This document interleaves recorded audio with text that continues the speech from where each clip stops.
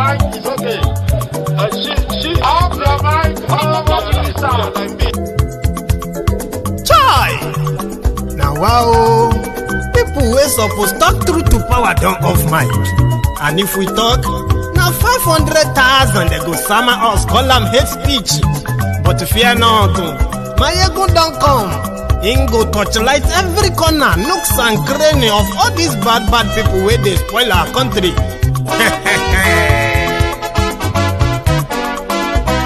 So my people make we laugh, oh yo yo. Maiyegun don't come, oh yo yo. My people make we shout, oh yo yo. Maiyegun don't come, oh yo yo. Maiyegun don't come, man of the masses, oh yo yo. Maiyegun don't come, oh yo yo. Maiyegun diary Politico, oh yo yo. Maiyegun don't come, oh yo yo. This one not the off in mind, oh yo yo. Maiyegun don't come, oh yo yo. Can in the touchlight every corner, oh yo yo. Maiyegun don't come, oh yo yo. Okay, some people be they holla say they want the power. Chai, them be promise us say we go get light and power. Nah. Them hustle sote they can't get the power. But now they know they do anything with the power. Sure. Every day, dollar just they get the higher power over naira. Still them talk say make we off mind. But thank God say Maiyegun don't come. So my people make you laugh, oh yo yo. Maiyegun don't come, oh yo yo. My people make we shout, oh yo yo. Maiyegun don't come, oh yo yo. Maiyegun don't come, man of the masses, oh yo yo. Maiyegun don't come, oh yo yo. Maiyegun diary Politico, oh yo yo. Maiyegun don't come, oh yo yo. This one not they off in mind, oh yo yo. Maiyegun don't come, oh yo yo. Person where they do evil, no one make person talk. Them say that Maiyegun, that man too they talk. He too they talk. Say Maiyegun diary, he they hot like pepper. But every day then they take money in bulk. Woman picking they the street they hawk. Still them talk say make we no talk. But thank God say Maiyegun don't come. So my people make you laugh, oh yo yo. Maiyegun don't come, oh yo yo. My people make you shout, oh yo yo. Maiyegun don't come, oh.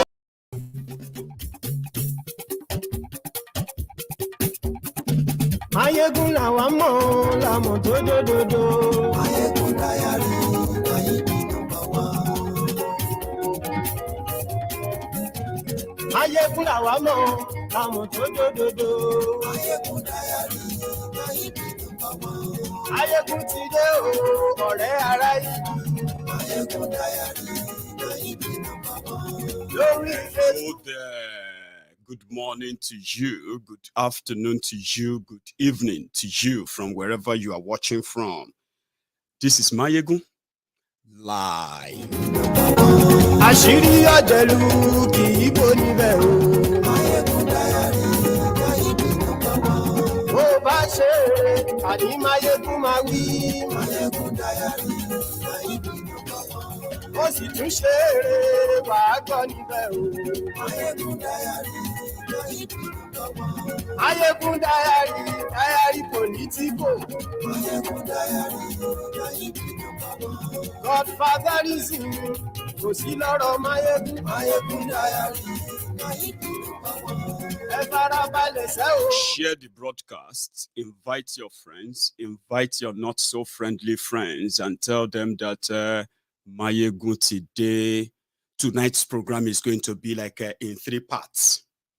The first part is going to be like an update, like a catch-up, especially the latest from Politico, one of the news that actually breaks hearts, where 14 kids, 14 children, 14 babies, put it that way, 14 babies in incubator, premature babies, died because of electricity outage. Yeah, one of the failure of Nigeria, and not just that, the fact that Nigeria can happen to anyone, even if you are just a day-old baby. I will talk about that tonight. That will be the first part.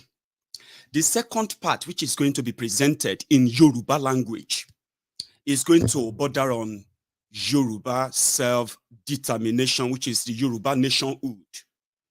At that point, I'm going to speak Yoruba, which I am going to excuse those of you who are my friends who don't really speak or understand Yoruba very well. At that point, I'm going to excuse you, right? Then the third part is going to be the phone-in part, where everyone too, you know what I mean, can indeed call in. Yeah, apart from you typing and making your own contribution. Right on that, I mean, on Facebook and on YouTube. So that's how we're going to do it tonight. So let's brace up, share the broadcast, invite your friends, and tell them.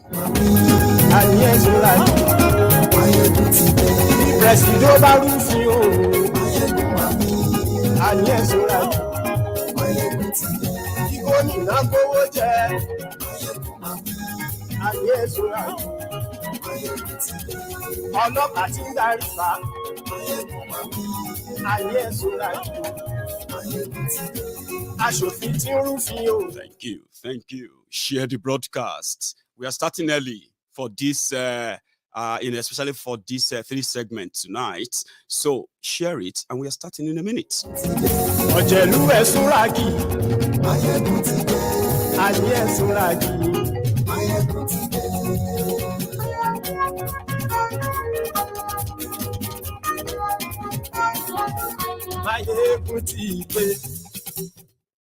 Thank you very much.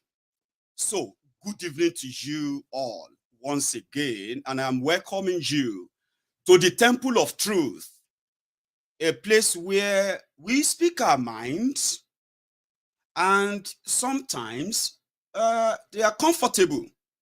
Sometimes they are uncomfortable conversations, but above it all, we have never remained the same. We learn from ourselves, even in our own differences, ideologies, and the rest of that in this Temple of Truth. Something that actually stood us out, genuinely. But lately, a lot has been going on that has made brothers to pit tent against one another based on ideology alone or implementation of an ideology. Nigeria pushed us to that state, a state of balkanization. Now, the failure of the system Nigeria is affecting just everyone, but many, others, or let me say some, are managing to cope with the failure, while others are pretty much like enabling it, even when we are all the victims of this whole thing. Now, people have pitted, we have chosen our own different struggles because of what Nigeria has pushed us into. However, the news that came out of Rivers State, Port Harcourt, today is so heartbreaking simply because it happened in government tertiary institution, tertiary hospital, a university hospital. It was power failure. Children, like infant babies in incubators who need the supply of electricity 24/7 to survive. But for some reason, it is not only that they took power and then the institution, the hospital, couldn't power up. But the fact that a university hospital in an oil-rich state in what is today's Nigeria is so kind of sad to swallow. They have no backup, no nothing for hours until they lost 14 infants. There are many people who have died.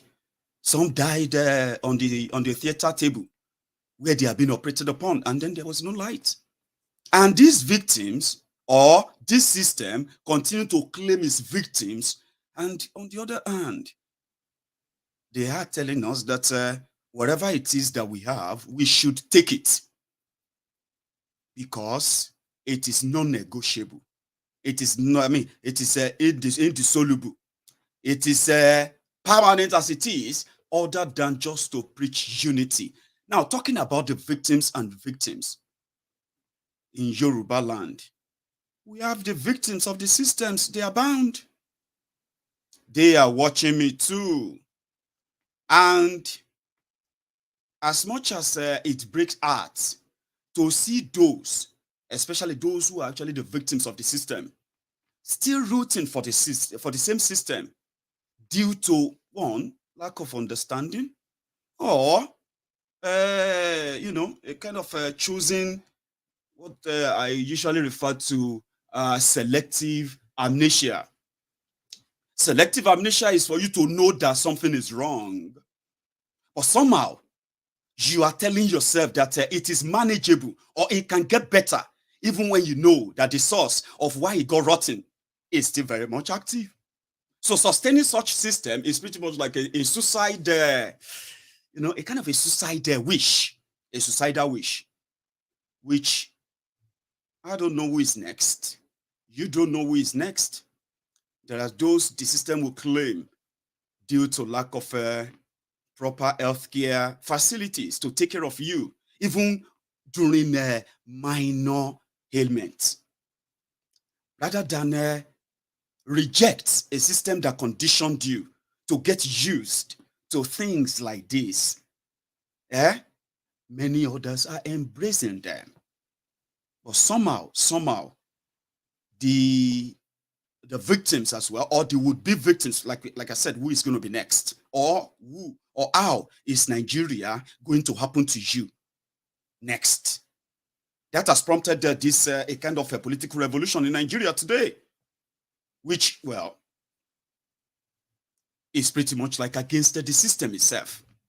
Just same way the system has breeded dissent. They have breeded, supposed citizens who have been so detached from their own country. A system that ensured that citizens have managed to carve out a new curve rather than follow the same path of, well, maybe someday, one day it's going to be better.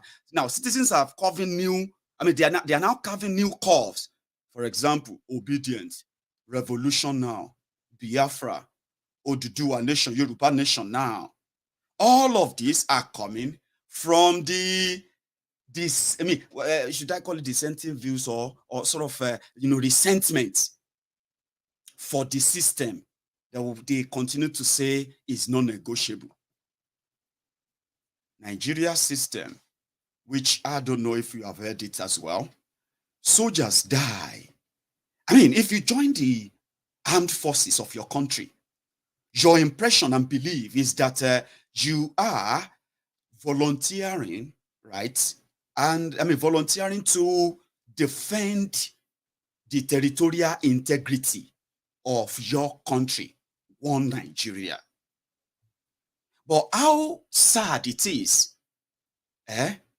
for you to realize that there are families of soldiers, Nigerian soldiers, who have been slaughtered, continue to be slaughtered by the terrorists who always have the Operation Safe Corridor that will forgive them even if they were ever caught. They call them repentance. Now, that system denies them, even in death. The new one that we have heard after this tragic news from Politico, is the massacre of over 30 Nigerian soldiers in Niger State. To start with, the Nigerian military, the Nigerian army, they are currently dragging their feet, right? On even accepting or announcing that these soldiers have been killed by terrorists who also took some Chinese nationals. Now, you decide to go and fight for Nigeria, but the system sees you as a statistic. Many people are joining the Nigerian police, the Nigerian military, the Nigerian this and that, not because of that patriotism you will think is the primary goal. Sadly, too, but because of a way of saying, let me escape poverty, at least I can work for the for the military as a soldier, and I'll get paid if I'm not killed. But it is so terrible that apart from many of them complaining that they are not paid, even when they are killed by the terrorists, the Nigerian military continue to drag their feet, right? Which means that they won't even come out and announce it themselves. You see that on social media. Many families are now battling the closure of, is my son really dead? Because I have called the Nigerian military, and they said that what happened is that your son is MIA. That's a system that if people know better, they would not join the sing-song chorus of one Nigeria that they don't understand.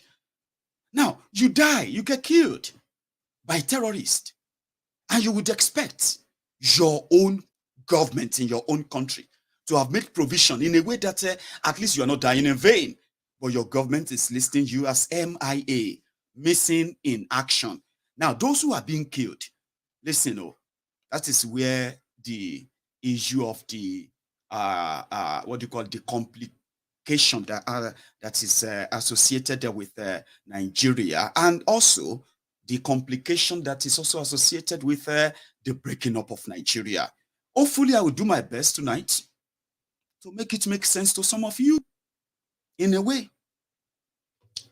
So, you have a system that is systemically executing our own citizens in the military. Soldiers are being killed.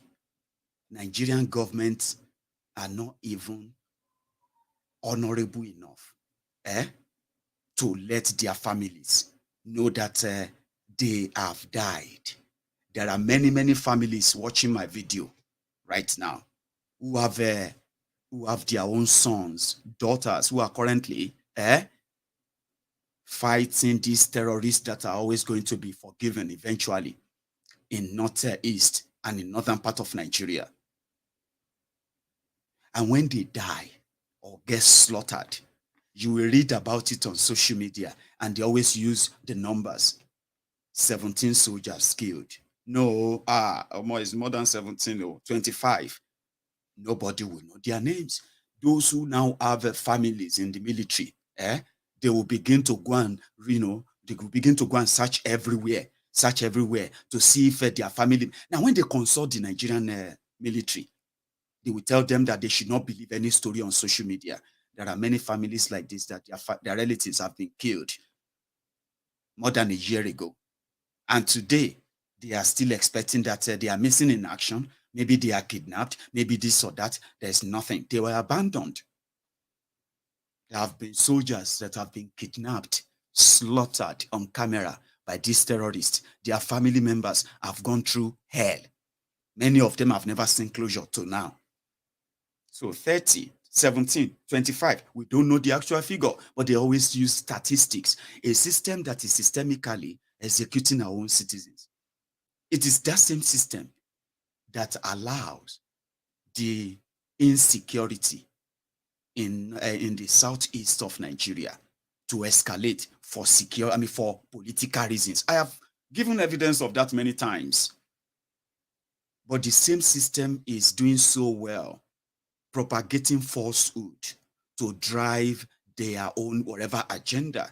But guess what? In all of their agendas, it is claiming, in every of their agenda, they are always claiming their victims. Some of you don't know, but you need to know. A system that is systemically executing our citizens because of whatever ideology that they feel like runs contrary to whatever the system believes in. That is why conspiracy theories are everywhere. Islamization agenda, Fulanization agenda, Christianization agenda, and so many other things that are pretty much undefinable, other than to say you have a system that if nothing is done and done very soon, it is put together to kill us all. If you pay attention to their economy too. More people are falling into poverty. It is deliberate. Of course, there's ongoing economic crisis all over the world right now.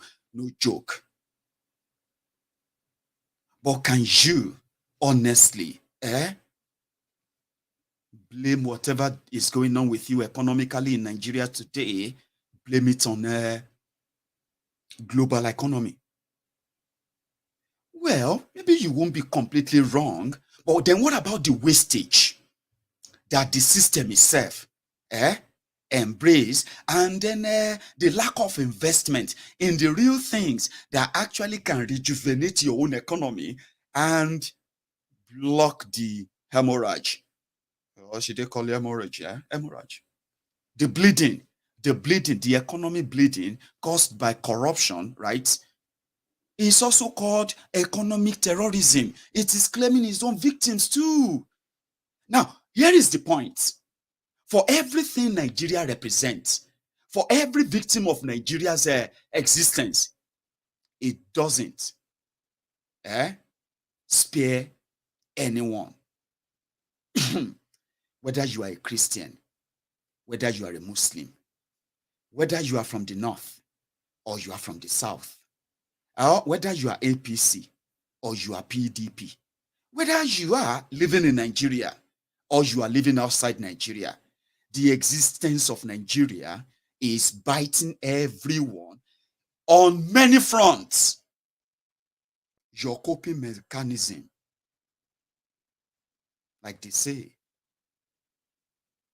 when you box Nigerians into the corner or to the wall, you would expect that maybe they will turn back since there's nowhere to go again.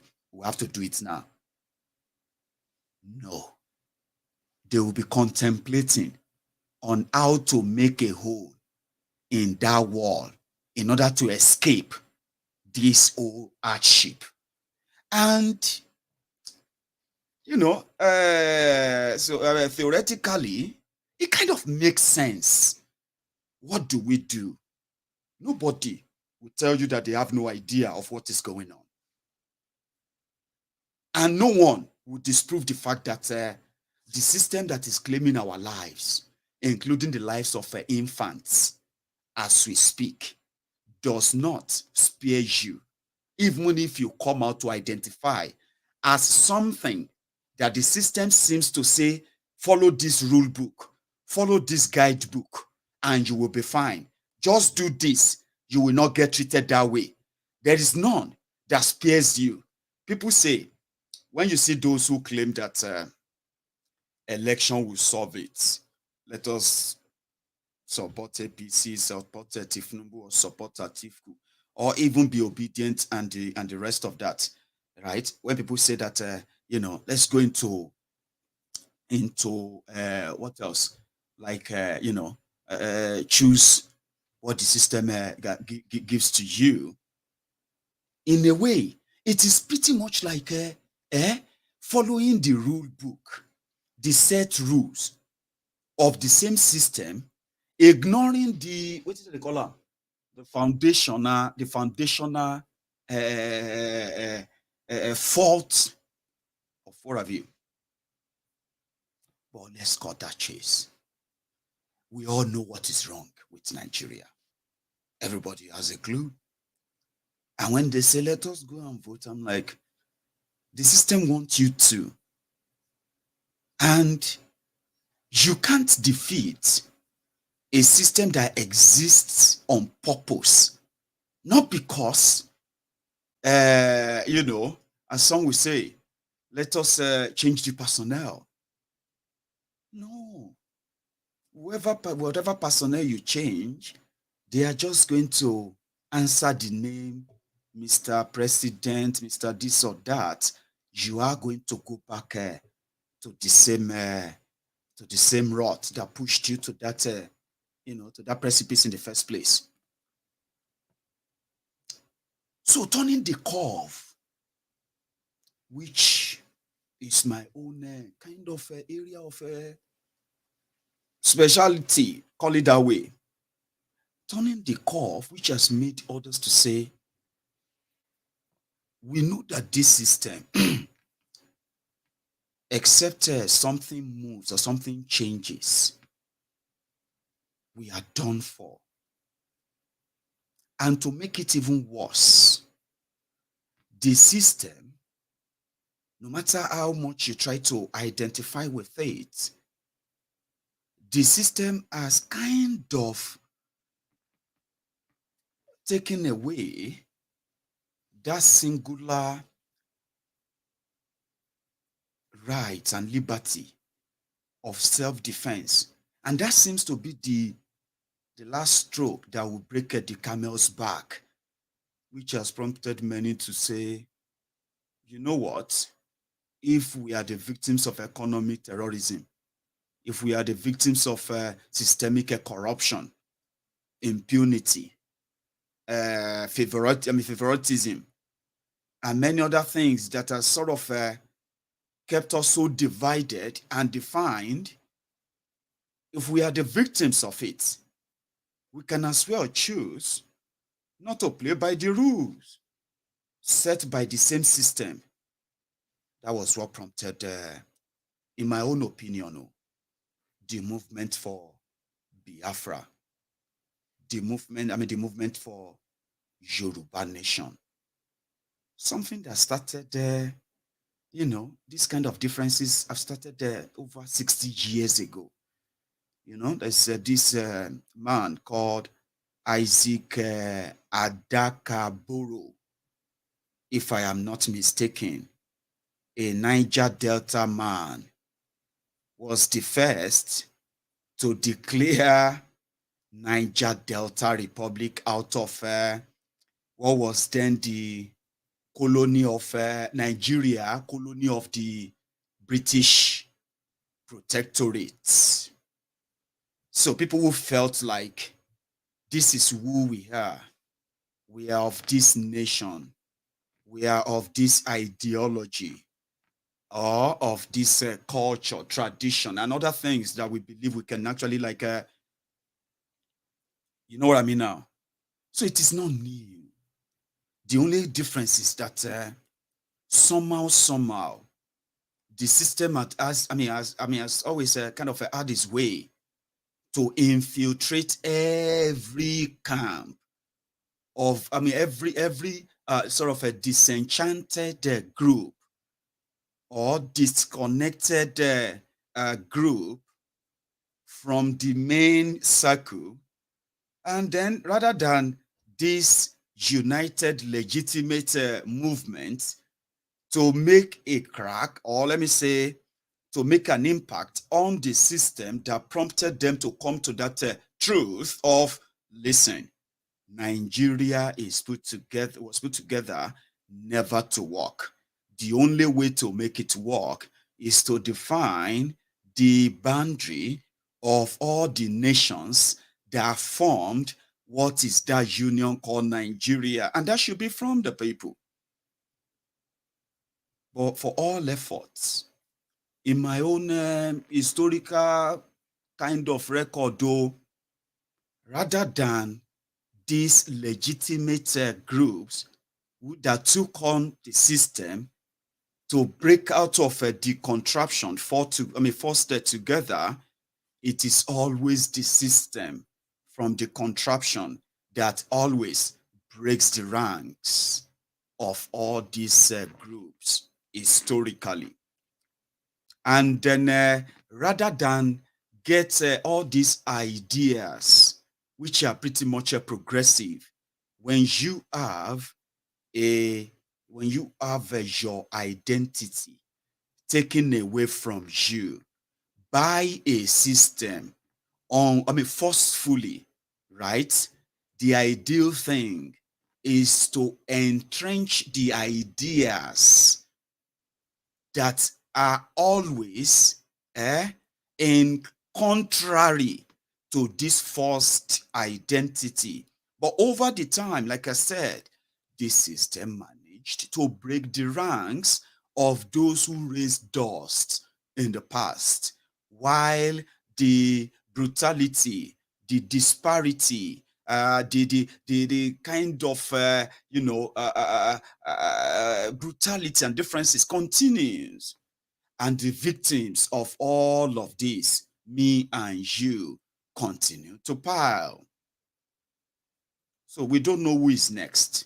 I don't know when. I would say, may Nigeria not happen to you, is a prayer for the day. When you go out and you say, may Nigeria not happen to me, it can happen to you anywhere, anytime. It is just about you understanding why it is happening to you. Something education would do. And that is what will take me to the second part of this conversation, which is pretty much going to be in Yoruba. I want to talk about Yoruba nationhood. And I am going to say this in Yoruba language. I have my friends here that are going to do some sort of interpretation in their comments. There is also a way you can follow the conversation when people begin to react. Because what I'm about to do now, you are likely going to suddenly see either more people will suddenly join, or many of you would have to just leave and say, because you are likely going to disagree with me on some things. But I can bet it, in this temple of truth, I would have the majority on my side. Because what I'm going to discuss and share with you are pretty much, are things that I believe you and I can ruminate on. The journey to nationhood, requires a lot of work. Of course, we all want Yoruba nation, and we want it to be clearly defined as well. We don't want to make the same mistake that pushed us to even demand for it in the first place.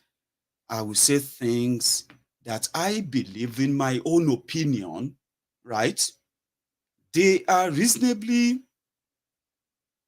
practicable, which simply means everything I'm going to share with you in the next few minutes are completely my opinion. They are not meant to be taken serious, especially if you disagree with the idea. But what I'm about to share is what you can call the practicability, the possibilities from the impossibilities of acquiring or attaining the Yoruba nationhood. Facts from fictions. Meanwhile, remember, all things I'm going to say, they can just be my own facts. I'll give you instances. But remember, I am not an expert in this. And I want to believe that maybe majority of us as well are not experts in the field of self-determination or breaking up of a country based on track records. I don't have any successful track record of what I'm about to tell you. But we are talking about the practicability, because there's something I believe in. What I believe in is the will, the will of the people to say, we want that. And then the readiness to put in the work. Because that is mostly what is really missing when you compare what we want and from why we are yet to get what we want. So you probably will discover that the only difference there, or let me say, the difference is between the amount of work we invested in what we want. Hard work.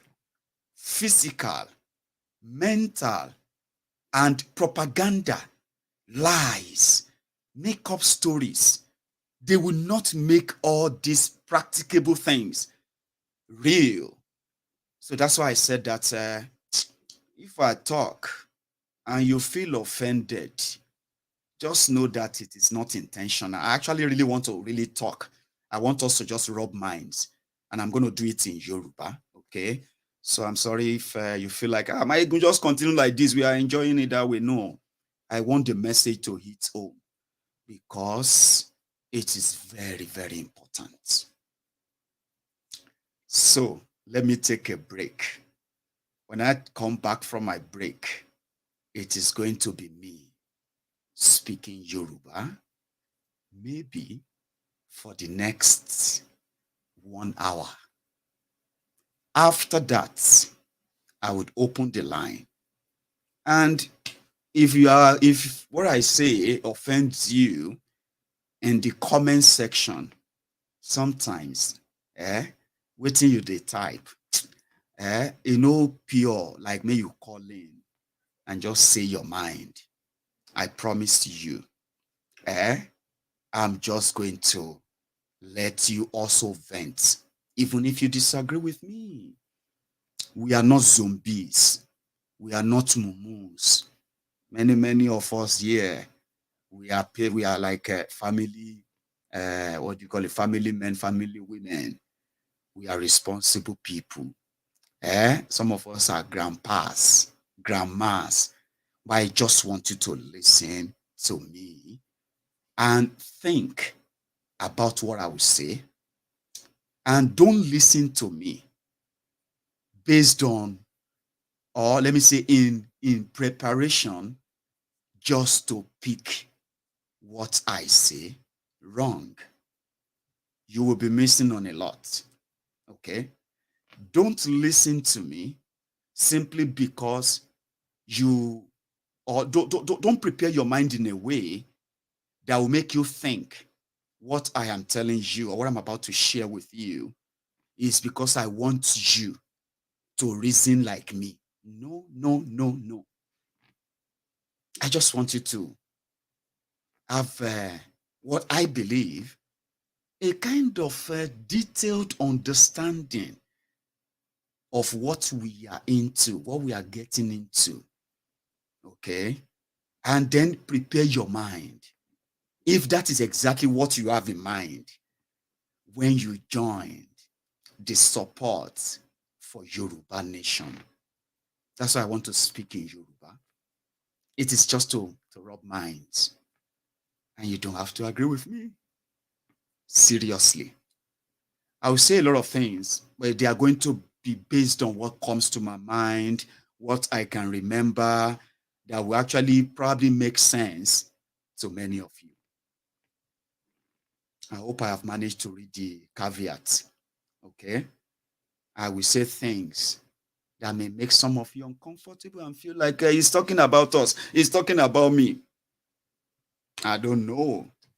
I will be back in another 2 minutes. Let me make myself another cup of tea. Malamala. Mo bojú ayé o ayé ṣá malamala. Mo máa bojú ọ̀run òkùnkùn ló ṣubúlẹ̀. Mo máa bojú ọ̀run òkùnkùn ló ṣubúlẹ̀. Mo ní ẹ̀ẹ́rẹ́ yìí o. Kíni dé sí Yorùbá o ọmọ aráyé? Kíni ṣẹlẹ̀ sí Yorùbá o ọmọ Oòduà o? Yeyeyeyeyeyeye àwa máa ṣe ọ̀rọ̀ là ń bẹ. Yorùbá ń ṣera wọn nítorí owó. Yorùbá ń jìra wọn lẹ́sẹ̀ nítorí ipò. Wọ́n gbẹ̀mí fáláre, wọ́n gbáre pẹ́lẹ́bí. Wọ́n kò lè kó wájà, wọ́n tún kó lóko wá mú. Ọgbọ́n tí wọ́n gbọ́n ló gbé wọn délé ọlá. Ọgbọ́n náà ló tún padà wá sí lé wọn mọ́lẹ̀ o.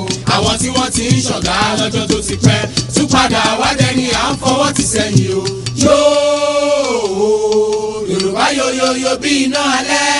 Yorùbá rúrúrú bí omi òkun. Yorùbá bàbá ni bàbá ń ṣe. Yóò Yorùbá ronú o.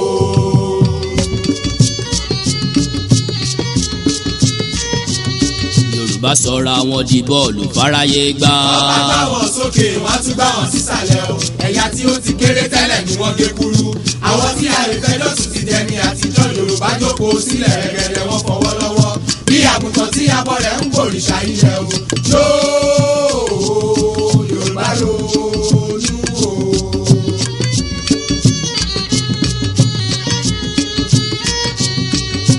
oríkì màí burú títí kó bógún ọdún lẹ́yìn òkùnkùn bèrèbèrè ìmọ́lẹ̀ yàtọ̀ o. ẹ jẹ́ ká pọ̀ Olódùmarè ká pọ̀ Balùwàyé káyé wa lè dùn ní ìgbẹ̀yìn lálàyò ilẹ̀ mọ́ pé ìyá o. ilẹ̀ dákun gbà wá o ilẹ̀ o. ilẹ̀ ọ̀gẹ́rẹ́ àfọkọ́yẹrí. ilẹ̀ alákòókà ó tẹ́rẹ̀ẹ́rẹ́ kábì. ilẹ̀ ọ̀gbaragada bí ẹni yèyé mi ọmọ darúpalẹ̀ àdúgbò. ilẹ̀ dákun gbà wá o. òjijì tí ka ìkàlẹ́ nù mọ́.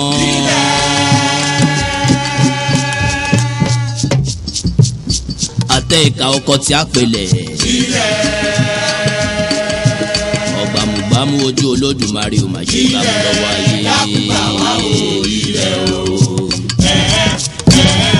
àwa gorí ilẹ̀ yìí pẹ́ o. ẹni bá dalẹ̀ abalẹ̀ lọ ò pèrègèdè o. àwa gorí ilẹ̀ yìí pẹ́ o. Odùduwà bá wa túnlẹ̀ yìí ṣe òtò. owó tọmọ o. àwa gorí ilẹ̀ yìí pẹ́ o. Odùduwà dá wa. ewúrẹ́ àní ẹ̀sùn ra ìjọ ìgbádìyẹ. ẹ ṣeun so ẹ túbọ̀ bá wa share ìyẹn fún àwọn tí ò tí ì darapọ̀ mọ́ wa ẹ̀ka lẹ́lẹ́ẹ̀kan sí o. ìnákówó jẹ àní ẹ̀sùn ra ọlọ́pàá tí ń darí pa àní ẹ̀sùn ra aṣòfin tí ń rúfin òwò àní ẹ̀sùn ra òwúrọ̀ olóṣèlú.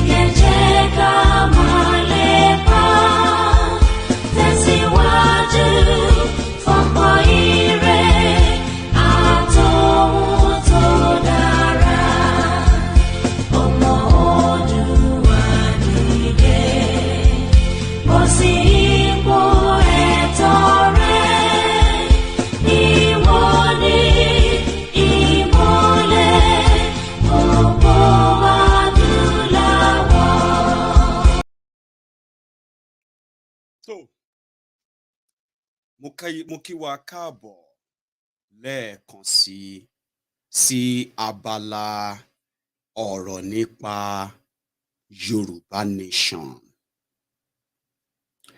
Gẹ́gẹ́ bí mo ṣe sọ ní èdè Gẹ̀ẹ́sì lẹ́ẹ̀kan, mo ní pé gbogbo ohun tí mo bá fẹ́ sọ, tí mo bá sọ lálẹ́ yìí, mo fẹ́ kí ẹ kà sí pé ọ̀rọ̀ tí Maiyegun ni. Èròǹgbà Maiyegun ni àbí opinion Maiyegun ni. Ṣùgbọ́n nínú ẹ̀, àwa kan wà ń bí tá a máa fara mọ́ pé ọ̀rọ̀ tó sọ yẹn ọ̀rọ̀ yẹn nítumọ̀. Àwọn kan wà tó jẹ́ pé wọ́n máa sọ pé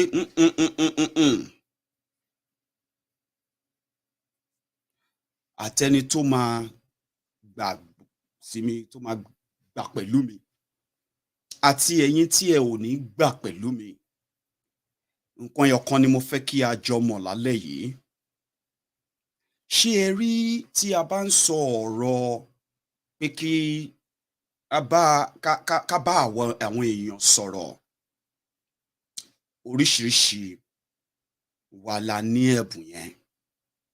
Ẹ̀bùn yìí náà tún wá pé oríṣiríṣi. Àwa kan wà tó jẹ́ pé a ní ẹ̀bùn láti mọ ọ̀rọ̀ tí a máa sọ tó jẹ́ pé ọ̀rọ̀ tí àwọn èèyàn fẹ́ gbọ́ ni. Bó tilẹ̀ jẹ́ pé kò sọ́nà níbẹ̀. Àwọn kan wà bẹ́ẹ̀. Àwọn kan wà tó jẹ́ pé ọ̀rọ̀ táwọn máa sọ lọ́pọ̀lọpọ̀ ìgbà kì í sábà jẹ́ ọ̀rọ̀ tá a fẹ́ gbọ́, ṣùgbọ́n ọ̀rọ̀ tó yẹ ká gbọ́. Ṣé mọ̀ pé nǹkan wà tó yẹ pé èmi ò dẹ̀ gbọ́ eléyìí rí o, àti pé rárá mi tiẹ̀ fẹ́ máa gbọ́, mi tiẹ̀ fẹ́ gbọ́. So ó wá kù sí ìwọ tí o fẹ́ sọra ẹ di sọ̀rọ̀sọ̀rọ̀ kó wá múbi tó fẹ́ yà sí.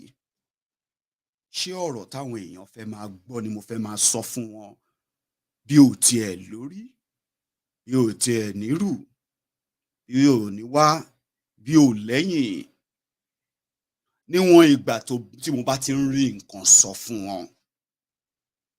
Àbí mo fẹ́ máa sọ àwọn òótọ́ kan tó jẹ́ pé táwọn èèyàn bá gbọ́ kò ní fi ta, ó máa dàbí ìgbà tó jẹ́ pé ṣé ìyẹn ni pé ṣé gbogbo ìta wa mọ̀ láti jọjọ́ nǹkan ṣàwọn fẹ́ sọ pé gbogbo ìta mọ̀ yẹn ká kó dànù ni. Ìyẹn ló ṣe máa ń sọ pé nǹkan tó le jù láyé yìí òun ni kí èèyàn kò ní ìpinnu nǹkan báyìí o, nǹkan yìí mo mọ kíní yìí, mo mọ tó dojúdojú, kó wá dọ̀là kó wá rí pé nǹkan tí mo mọ yẹn àṣé kò tiẹ̀ rí bẹ́ẹ̀ ṣá. A máa dùnyàn, ó tún máa wá ń le láti gba òtítọ́ yẹn gbọ́. Ṣùgbọ́n kò ní ká má sọ ọ́. Ẹ gbọ́, Nàìjíríà ti kan gbogbo wa, ọ̀nà tó dẹ̀gbà kan wá ọ̀nà oríṣiríṣi ni. Nílẹ̀ Nàìjíríà tèní, níbẹ̀ làwa ọmọ Yorùbá wà o, tí wọ́n wá fọ́n wa sígbá, fọ́n wa sáwo, tó wá pín wa ní wẹ́lẹ́wẹ́lẹ́ kákàkiri. Ṣùgbọ́n àwa ọmọ Yorùbá kan kì í ṣàwa làkọ́kọ́, kò dẹ̀ ń ṣàwa la máa jẹ́ kẹ́yìn, tí wọ́n ti rí i pé amúkun ẹrù ẹ wọ́, gbogbo nǹkan tóhùn káwọn èèyàn wa lè máa dojúkọ ní Nàìjíríà lọ́jọ́ tẹ̀ní, àti tó ti dojúkọ sẹ́yìn, àti tó sì máa dojúkọ, nítorí pé a jẹ́ ara Nàìjíríà ni. Ní èyí tó wá jẹ́ pé àwa kan wá sọ pé èyí tó dáa jù pátápátá òun ni ká ṣe kí ni o, ká gbára wa kúrò nínú àdàlúdàpọ̀, báyìí náà yẹn ń sọ Yorùbá, àdàlúdàpọ̀ tí wọ́n da gbogbo wa pọ̀. Ìyẹn ni pé da ayẹlé pọ̀ má dìyẹ, dàpọ̀ mọ́ gbàdàpọ̀ má wò. Eléyìí ti wá di pé ó ti wá ń gbalẹ̀ lójoojúmọ́ ní àwọn ọmọ Yorùbá ní gbogbo àgbáńlá ayé ni wọ́n ń béèrè ìbéèrè pé nígbà wo nílẹ̀ Yorùbá wá di báyìí ní Nàìjíríà. Ìyẹn túmọ̀ sí pé ọ̀pọ̀lọpọ̀ ọmọ Yorùbá ló ti wá ń ó ti ń béèrè ìbéèrè kí ni lájorí ara Nàìjíríà tá a wà. Ìyẹn lórí ọ̀rọ̀ Yoruba Nation yìí. Ṣùgbọ́n ẹni tó bá máa tú ẹrù wèrè á dira o. Nàìjíríà ti jẹ́ ká mọ àyè wa, a mọ àwọn tó ń ṣe wá, a dẹ̀ mọ àwọn tí wọ́n ń ràn lọ́wọ́ tí wọ́n fi ń ṣe wá. Ṣùgbọ́n ọ̀rọ̀ Nàìjíríà dàbí ẹrù wèrè ni. Ẹ gbọ́, ẹni tó máa tú á dira o. gbogbo àwa èèyàn tí a wá ti ní tí ọ̀rọ̀ Nàìjíríà, ọ̀rọ̀ ilẹ̀ Yorùbá yẹn tó ti wá mú wọn mú lọ́kàn wa báyìí, a gbọ́dọ̀ gba Yorùbá Nation. Gbogbo nǹkan tó bá gbà la gbọ́dọ̀ fún. Ẹ jẹ́ a ṣe gbá, ẹ jẹ́ a ṣàwo. Kò lè máa bá báyìí lọ. Ìyẹn ni gbèdéke ìpolongo ọ̀rọ̀ Yorùbá Nation ṣe wá di nǹkan tó di nǹkan tèmi àti ẹ̀yin ń sọ yìí o. Wọ́n wá ní ṣùgbọ́n ẹni tó bá máa béèrè ikú tó pa bàbá ẹ̀, wọ́n ló yẹ kọ́wọ́ ẹ̀ kọ́kọ́ tẹ ikú idà. Àwọn àgbàlagbà ló sọ bẹ́ẹ̀ o. Láti bí odindi ọdún gàgà pàápàá jùlọ ọdún méjì sẹ́yìn tí wọ́n ti fi ibi tí a dé hàn wá lórí ọ̀rọ̀ Nàìjíríà. Àwa kan tá a tẹ̀ wá sọ ọmọ tá bá dúró tá bá pẹ́ lórí mi èṣìkéṣì máa balẹ̀ wá ní o. Ẹ jẹ́ a bẹ̀rẹ̀ ìgbésẹ̀, ẹ jẹ́ a máa lọ lé. Wọ́n dẹ̀ bẹ̀rẹ̀ ìgbésẹ̀ yẹn tí gbogbo wa dẹ̀ ń rí. Ibẹ̀ làwọn bàbá wa Bánjí Akíntóyè, ẹni tó jẹ́ alànà fún ìlànà lénìí,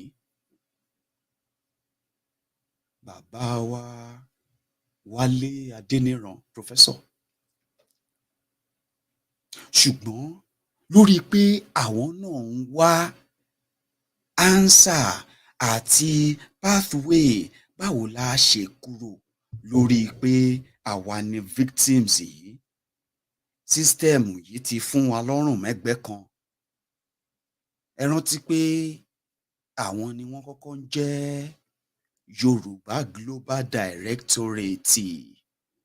Ìyẹn ló kọ́kọ́ wà o. Mi ò tiẹ̀ wá rántí tó ti wà kíyẹn tó wà.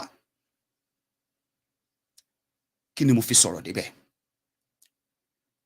Ni wípé ní gbogbo àgbáyé tí ọmọ Yorùbá wà pátá, gbogbo nǹkan tó ń ṣẹlẹ̀ nílẹ̀ Yorùbá níbi tí a rí pé Nàìjíríà ń lọ, ó ti tó láti ta ọ̀rọ̀ Yorùbá Nation fún àyìmọye wa. Àwọn kan dẹ̀ bẹ̀rẹ̀ ń gbà yẹn. Bóyá èdè àìyedè ni o, bóyá whatever it was, láti Global Directorate ó di ìlànà. Láti ìlànà Ìgbòho dìde, ọ̀pọ̀ èèyàn náà ló dìde o. Ṣùgbọ́n ní gbogbo ẹ̀ pátápátá, èyí tèmi fẹ́ fàyọ ni wípé ó ti hàn gbangba pé tí a ò bá fà sẹ́yìn, tí a ò bá dúró, ọ̀rọ̀ pé bóyá Yorùbá Nation máa wá àbí kò ní wá, answer yẹn gbọ́ o láìpẹ́ dẹ̀ ni. Yẹn ni pé tá a bá dúró ṣinṣin bẹ́ẹ̀ yẹn. Ṣùgbọ́n ìdúró ṣinṣin wa náà tún láti jẹ́ lórí àpáta tó dúró déédéé, kì í ṣe lórí iyanrìn. Ẹ jẹ́ n sọ báyìí. Mo sọ pé ẹni máa tú ẹrù wèrè á dìrà. Àwọn kan sọ wípé tá a bá gba Yorùbá Nation, òkú á sùn Maiyegun. Wọ́n á pa àwọn èèyàn wa, ṣùgbọ́n á jà. Àwọn kan ní pé tá a bá fẹ́ gba Yorùbá Nation yìí, referendum ni o, à ń láti mobilize àwọn èèyàn wa. Àwọn kan wí pé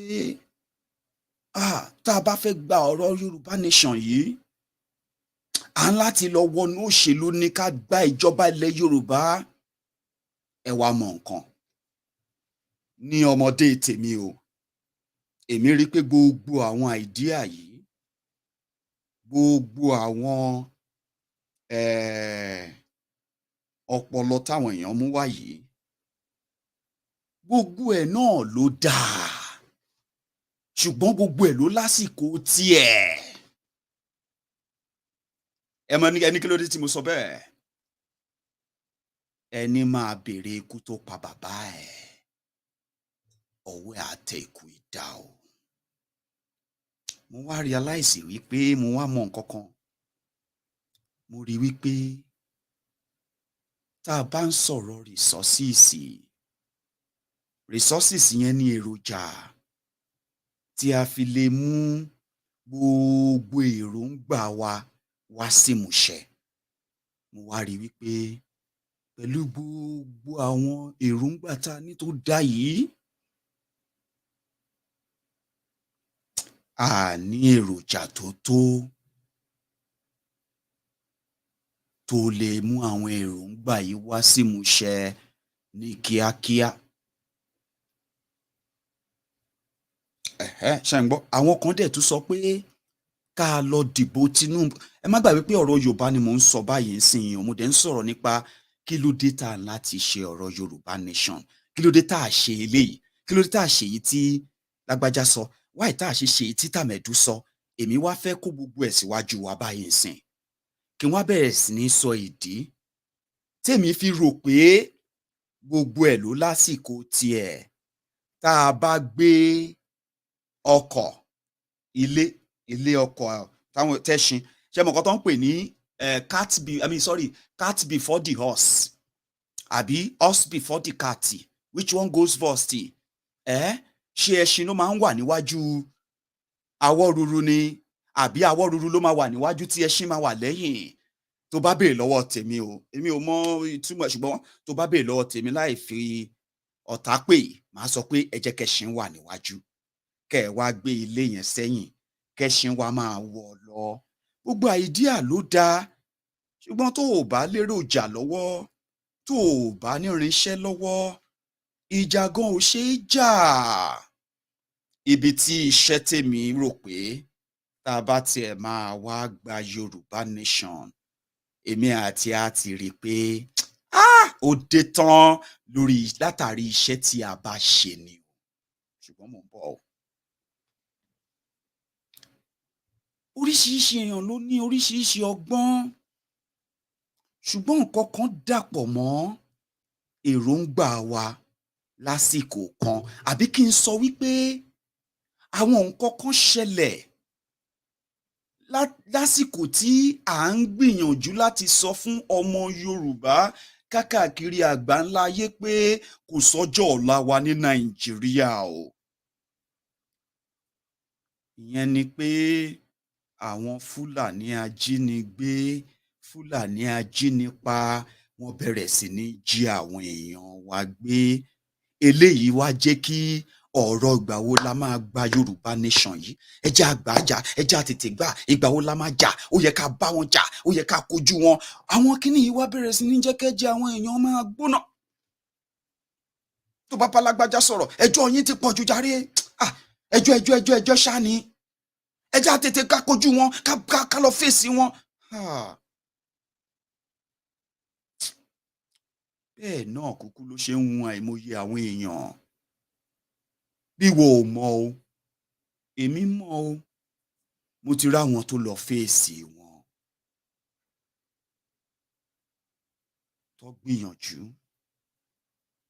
tó borí láwọn ibì kan.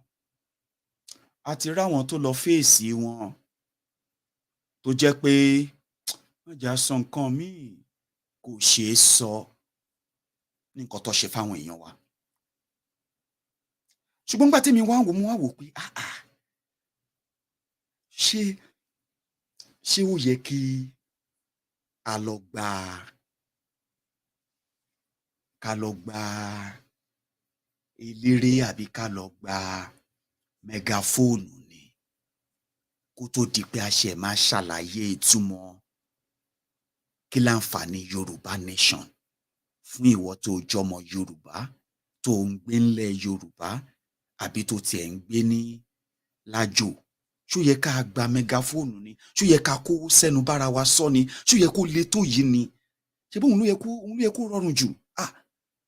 Brọ́dà mi báwo ni, ọmọ Yorùbá mi, ọmọ Oòduà ni mí o, tọkàntọkàn, ó yẹ kí yẹn rọrùn kẹ́. ṣó yẹ kí Nàìjíríà kó sí wa láàrin débi pé ọmọ ìyá méjì wá bẹ̀rẹ̀ sí ní gbóra wọn lẹ́nu ẹ̀ sọ́hún. Yorùbá nation kọ́, Yorùbá nation ní. Èmi wá rí wípé èròjà láàní Ọlọ́run ò ní já wa dìde ká tó mọ̀.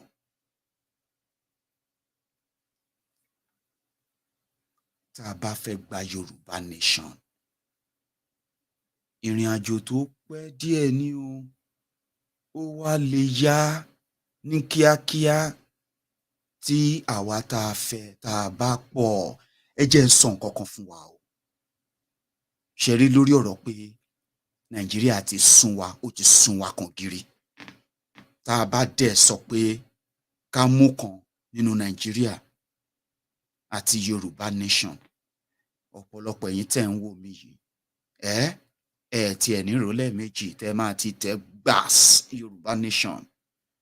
Ṣùgbọ́n mo fẹ́ kí nǹkan kan tún yé wa léni pé bí wọ́n ṣe fẹ́ Yorùbá nation yẹn ni ẹni tó sọ pé òun ò fẹ́ yẹn tó jọmọ Yorùbá yẹn lòun náà lẹ́tọ̀ọ́ o. Òun láti bẹ̀rẹ̀ sí ní mọ̀ pé bí wọ́n ṣe lẹ́tọ̀ọ́ fún tó ń béèrè fún yẹn, tá à ń jà fọjọ́ ọ̀la àwọn ọmọ wa tá pé yẹn, bẹ́ẹ̀ lọmọ Yorùbá míì tó ń gbú ẹ lẹ́nu yẹn lòun náà lẹ́tọ̀ọ́ láti sọ pé òun ò fẹ́ o. Nǹkan tó máa padà wá, nítorí pé tẹ́ ẹ bá gba Yorùbá nation tán, àtẹ̀yin tẹ́ ẹ fẹ́, àtẹ̀yin tẹ́ ẹ jìyà fún gbogbo àwa tá a máa fara jẹ̀yà yẹn, àtàwọn tẹ́mi wá máa lọ sínú ẹ̀, kọ́lọ́run má jọ kó má pa wá débi pé a ò ní lè tẹ̀síwájú. Gẹ́gẹ́ báwọn kan ṣe sọ o, para wa pààyàn tá à ń sọ yìí, kì í ṣe pé mi àti ẹ fẹ́ lọ jà tá a fẹ́ pààyàn, àbá máa sọ pé káwọn èèyàn lọ pààyàn. Àwọn tí ò fẹ́ kí Yorùbá lọ, àwọn ní èròjà lọ́wọ́ láti rí pé kò rí bẹ́ẹ̀. Kò yé? Ṣùgbọ́n mo fẹ́ ká rántí pé tá a bá wá fà lọ fà bọ̀, kò sí bó ṣe lè dùn ẹ́ tó, kò sí bí gbogbo ẹ ṣe bó ṣe lè kàn ẹ́ lára tó. Tó o bá rọmọ ìyá ẹ tó jọmọ Yorùbá, tóun jẹ́ pé gbogbo ìgbà tá ẹ̀ ń sọ̀rọ̀ pé a fẹ́ gba Yorùbá yìí, ọ̀run góńgó yín ló dúró sí pé irọ́ ni kò ní ṣẹlẹ̀. Tẹ́ bá gba Yorùbá nation tán, ẹjọ́ máa gbé ń bẹ̀ ni o. Pẹ̀lú ìfẹ́, pẹ̀lú ìrẹ́pọ̀, pẹ̀lú ìtẹ̀síwájú tó ṣe kíní gidi gan ni. Ìyẹn ló ṣe jẹ́ pé tí àwa kan bá sọ pé a ti fẹ́, ẹ má jẹ́ à pìrìtẹ́ǹdì, ẹ má jẹ́ à dínbọ́. Báwọn tó sọ pé àwọn ò fẹ́, àwọn náà pọ̀ o.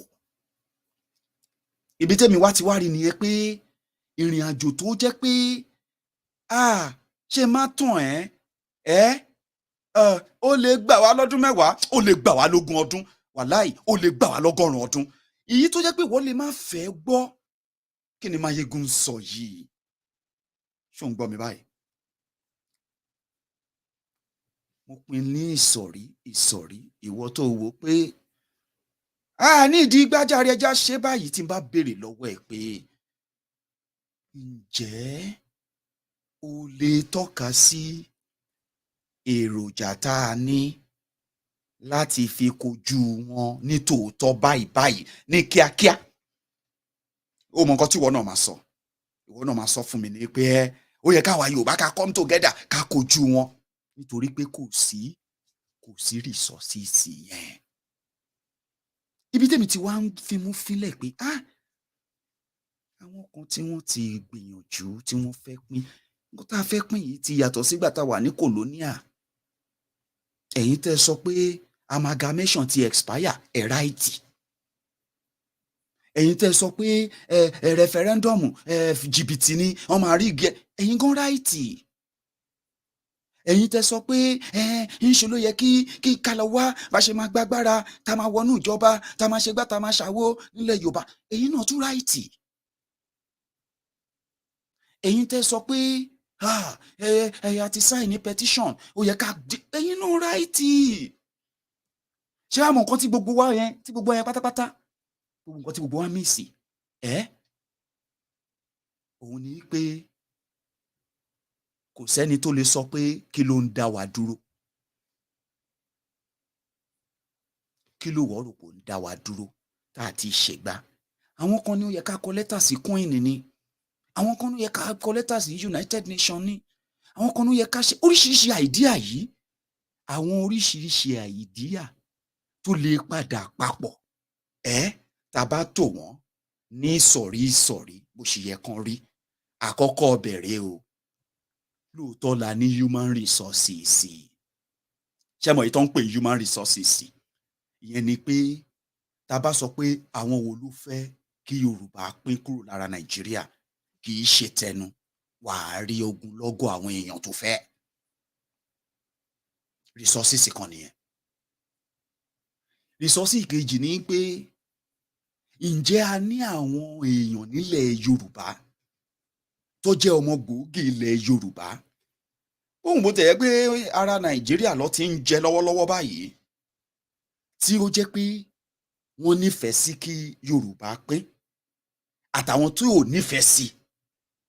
ẹ máa gbọ́ máa sọ nǹkan tí mo ṣe ń sọ bẹ́ẹ̀ fún yín o. resources là ń sọ yìí o. kí ni resources wa? ṣówó ni? irọ́, owó ló kéré jù pátápátá. lórí afọ́nrán yìí àwọn èèyàn mi wá síbí wọ́n ní Maiyegun, ẹ já lọ wá international diplomacy, ẹ já lọ bá Russia, ẹ já lọ bá gbá, ẹ já lọ bá. mo ní in what capacity ni? capacity wo ni? ká tó lọ bá Russia, kẹ́ tó lọ bá Amẹ́ríkà, kẹ́ tó lọ bá ọ̀tún lọ bósì níta lọ́hùn-ún, tí àwọn kan sọ pé táwọn kan lórí afọ́nrán yìí gbà pé ẹ má lọ bẹ́ẹ̀ nìkankan o, àwọn náà ló ń ṣe wá o. èmi ń sọ pé ǹjẹ́ a tiẹ̀ ti fi ọwọ́ kan àwọn tó gbé dání dáadáa nílẹ̀ Yorùbá? tẹ́ bá dé Amẹ́ríkà lénìí, nǹkan tó ń dá wàhálà lẹ̀ gidi òun ni ọ̀rọ̀ ìbọn. ìwọ tó ò gbé l'Amẹ́ríkà wàá máa wò pé kí ló ń ṣe àwọn ará Amẹ́ríkà yìí tó jẹ́ pé ojoojúmọ́ ọjọ́ kan ò lè dé báyìí kán má gbọ́ pé wọ́n ní pé wọ́n yìnbọn bí kan, wọ́n pààyàn 3, wọ́n pààyàn 4, gun violence l'Amẹ́ríkà. Amẹ́ríkà ṣe ló àwọn lágbára tó ìjọba wọn, àwọn ní FBI, àwọn nígbà wọn láwo, kọ́ má tiẹ̀ lè máa ráwọn tó ń gbébọn tó ń yìnbọn yìí, kí ló tó ń lè báànù bọn? ṣọmọdé tó ṣe lè fi báànù bọn? nítorí àwọn tó máa báànù bọn tí wọ́n rí tó ń pè ní sẹ́nétọ̀, tẹ́ ń pè ní pírẹ́sídẹ́ǹtì, tẹ́ ń pè ní gbápè láwo yẹn, àwọn tó ṣe bọ́ ṣe débẹ̀ ìbọn ni wọ́n ń tà. kẹ́ tó fi nǹkan lọ àwọn èèyàn níta, ǹjẹ́ ẹ̀yin tẹ́ ti fi, ǹjẹ́ ẹ jẹ́ ń fira mi sínsìn o, ǹjẹ́ a ti fi àǹfààní pé tí Yorùbá bá dá dúró, ǹjẹ́ ẹ ti fi lọ àwọn tó jẹ́ ọmọ Yorùbá tó ní owó lọ́wọ́ lóòótọ́, ǹjẹ́ ẹ ti fi lọ wọ́n? mélòó nínú Yorùbá bílíọ̀níà ni a ti fàwọ́ pé kí Yorùbá pín? màá sọ ìdí tí mo ṣe ń sọ bẹ́ẹ̀ fún yín o. ẹ mọ nǹkan tí mo ṣe sọ yìí pé gbogbo àìdíà pé ká ṣe báyìí, ká ṣe báyìí, ká ṣe ń bẹ̀ yẹn, ká gbà bí ká gbọ̀hún yẹn, gbogbo ẹ̀ ló dáa. Ọlọ́run, gbogbo ẹ̀ ló dáa. ṣùgbọ́n tá a bá ti ń gbé Ìdòwú lé Táyé, tá à ń gbé Kẹ́hìndé lé Àlàbá, a ti ń da lúrú pọ̀ mọ́ Ṣàpà, a lè rí bí direct ara wa lọ. kẹ́ tó sọ pé kí Russia wá wa epo nílẹ̀ Yorùbá, ǹjẹ́ àwa ti kóra wa jọ tí a ti lọ bá àwọn Yorùbá bílíọ̀níà tá a ti sọ fún wọn pé ṣebí Nàìjíríà ló sọ Dangote dolówó. Abẹ́yìn ò mọ̀ pé Nàìjíríà ló sọ Dangote dolówó. Kò sọ́mọ Yorùbá tó lè build refinery. Àfi kan lọ ra shares lọ́wọ́ Dangote. Kò sọ́mọ Yorùbá tó lè build àbí tó lè kó ráìsì wọlé àbí tó lè ṣe sìmẹ́ǹtì bó tiẹ̀ jẹ́ pé nǹkan tó fi ń ṣe sìmẹ́ǹtì ogun rege sílẹ̀ Yorùbá ibẹ̀ ni Dangote ti ń kó. Ǹjẹ́ àwa tá a sọ pé a fẹ́ gba Yorùbá nation, ǹjẹ́ a ní àwọn èèyàn tí wọ́n ti parí iṣẹ́ tí wọ́n ti lọ sọ fáwọn bílíọ̀nìà yìí pé Nàìjíríà ò ní nǹkan kan tán fẹ́ fún yín, ṣe bá wa kó bílíọ̀nù yín yìí díẹ̀ jọ. Lákọ̀ọ́kọ́ ká tiẹ̀ kọ́kọ́ fi dá àárín àwọn tó ti gbàbọ̀dè nílẹ̀ Yorùbá, torí tíwọ ò bá mọ̀ èmi mọ̀ o, tíwọ ò bá gbà èmi gbà o. Kòkòrò tó ń jẹ̀fọ́ ìdí ẹ̀fọ́ wa ló wà. Àwọn tó gbà kíyà yìí jẹ wá nílẹ̀ Yorùbá wọn kì í ṣe ará ìta o. Àwọn ni gómìnà, àwọn ni sẹ́nétọ̀, àwọn láṣòfin, àwọn làwọn ọba, àwọn làwọn adarí ìjọ gbogbo. Oníkálukú ló lọ́wọ́ ń bẹ̀. Bílẹ̀ Yorùbá ṣe bàjẹ́ gbogbo wa là lọ́wọ́ ń bẹ̀. Gbogbo wa là lọ́wọ́ ń bẹ̀. Gbogbo wa là lọ́wọ́ ń bẹ̀. Ọkùnrin lọ́wọ́ ń bẹ̀. Obìnrin gan lọ́wọ́ ń bẹ̀. Bílẹ̀ Yorùbá ṣe rẹ̀yìn yìí gbogbo wa là lọ́wọ́ ń bẹ̀. Àwa là ń ṣera wa o. Àwọn tó gbé bílíọ̀nù dání nílẹ̀ Yorùbá, ǹjẹ́ ẹ ti ọ́fà wọn ní nǹkan àlùmọ́nì ilẹ̀ Yorùbá? Àwọn náà wá di oníbàárà lọ́wọ́ Nàìjíríà. Ẹ gbọ́, àwọn aráàta ló ń wa góòlù ilẹ̀ Yorùbá. Aráàta ló ń wo epo ilẹ̀ Yorùbá.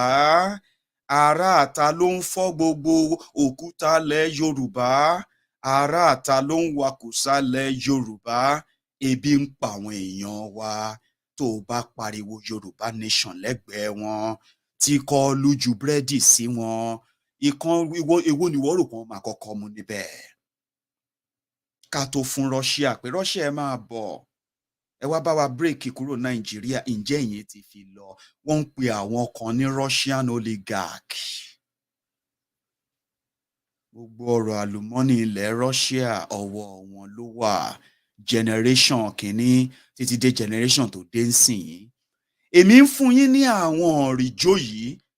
Ọ̀pọ̀lọpọ̀ wa là ń ronú débẹ̀, ṣùgbọ́n mo máa wá sọ fún wa bá ṣe máa ṣe ká tó lọ fi lọ aráàta. Àwọn ẹni yìí lè lo ipò wọn ká bẹ̀rẹ̀ sí ní àwọn ọmọ Yorùbá tòótọ́.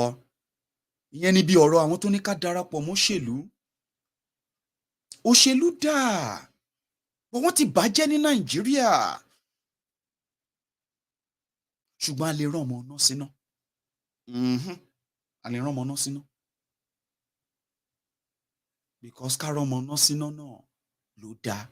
A ní ìdí láti darapọ̀ mọ́ṣèlú. Ṣùgbọ́n a lè tọwọ́ bọ̀ wọ́n lára. Tá a bá ní àwọn èèyàn tó ti mọ nǹkan táwọn máa jèrè tílẹ̀ Yorùbá bá dá dúró. Ṣebí nǹkan kan ni wọ́n fi ń lọ̀ wọ́n tó ń fún wọn. Ẹ béèrè lọ́wọ́ àwọn tó sọ pé kí Nàìjíríà dúró, kí Nàìjíríà má pín lọ́jọ́ tèmi, tó jọmọ Yorùbá. Ẹ rí mi, ọjọ́ ọ̀la ó fẹ́ di kánsẹ́lọ̀, ọmọ kékeré ó fẹ́ di kánsẹ́lọ̀. Èmi wà torí nǹkan tó ṣe fẹ́ kí Nàìjíríà pín ni pé Nàìjíríà gbọ́dọ̀ pín lọ́wọ́ yìí, òun ò tí ì di gọ́fúnà, òun ò tí ì jẹ kínní, òun ò tí ì bá wọn jẹ́ ń bẹ̀. Ìwà tara ẹni nìkan ló pọ̀ jù, ṣùgbọ́n ẹ lè fún wọn ní nǹkan míì tó jẹ́ pé yóò padà máa mú wọn sọ pé ṣé torí kánsẹ́lọ̀ mo ṣe fẹ́ sọ pé kó bàjẹ́ fún kánsẹ́lọ̀. Èmi tí mo lè represent region tèmi gan nílẹ̀ Yorùbá, káyé dẹrùn fẹ́ fún mùtúmùwà. nǹkan kan lè máa fún wọn. Nǹkan kan la máa fún wọn. Ọ̀rọ̀ ààbò, àwọn èèyàn sọ pé tá a bá máa a ní láti ṣe nǹkan kan ká dáàbò bo ilẹ̀ Yorùbá. Àwọn èèyàn ń ṣe. Ṣùgbọ́n nígbà wo ni ọ̀rọ̀ pé ká dáàbò bo ara wa lọ́wọ́ àwọn tó ń jí wa gbé, tó ń ṣe gbá ṣàwo? Nígbà wo nìyẹn dẹ̀ṣẹ̀? Èmi àti ẹ mọ̀ pé lọ́jọ́ tèní ó ti dẹ̀ṣẹ̀ ní Nàìjíríà. Ṣebí nǹkan tó ṣe náà fẹ́ pa Ìgbòho nìyẹn. Ṣebí nǹkan tó ṣe yan àwọn alamí tó ń ṣọ́ àwọn èèyàn wa lọ́wọ́ lẹ́sẹ̀ nítorí pé wọ́n ń pariwo Yoruba Nation. Ṣebí torí ẹ̀ ló ṣe yan alamí tẹ̀lé wọn tó ń ṣọ́ wọn káàkiri, tó dá ẹrù sílẹ̀, òjò sílẹ̀. Nígbà wo ni pé ká dáàbò bo ara wa? Nígbà wo nìyẹn dẹ̀ṣẹ̀? Èmi àti ẹ mọ̀ pé ó ti dẹ̀ṣẹ̀ ní Nàìjíríà. Tó bá pa ẹ́ gan torí pé ò ń jà pé o fẹ́ defend ara ẹ̀. Ó ṣe ní láàánú pé àwọn tó máa kọ́ fi ẹ́ ṣe yẹ̀yẹ́ ọmọ Yorùbá ni wọ́n. Ẹ já defend ara wa. Ṣọwọ́ àbàrà la máa fi defend ara wa ni. Ṣé kóńdó àti kùmọ̀ la máa fi kọjú AK-47? Ṣé a máa kówó jọ tá máa kàn lọ sọ́jà tá máa ní ẹjọ́ a fẹ́ ra AK-47 200, a fẹ́ ra AK-47 2000, ẹ bá wa lóòdù ẹ̀, ó yá shipment Nàìjíríà bí báwo? Èmi àti ẹ mọ̀ pé kò rí bẹ́ẹ̀. Ṣùgbọ́n tí a bá ní àkójọpọ̀ èkó ẹnu pọ̀ tó yangiri, tó ṣe é fọkàn tẹ̀, àwọn tá a jẹ́ ọmọ Yorùbá Nation movement, a lè bẹ̀rẹ̀ látàrí pé kí ló dé tó jẹ́ pé tá a bá dé police station nílẹ̀ Yorùbá,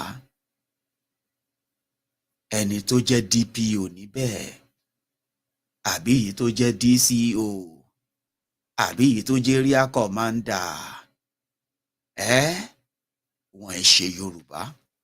Níbi tó ṣe débi pé ó ti wá dé gẹ́ tó ti sọ fáwọn èèyàn wá pé kò sí nǹkan tá lè ṣe sí.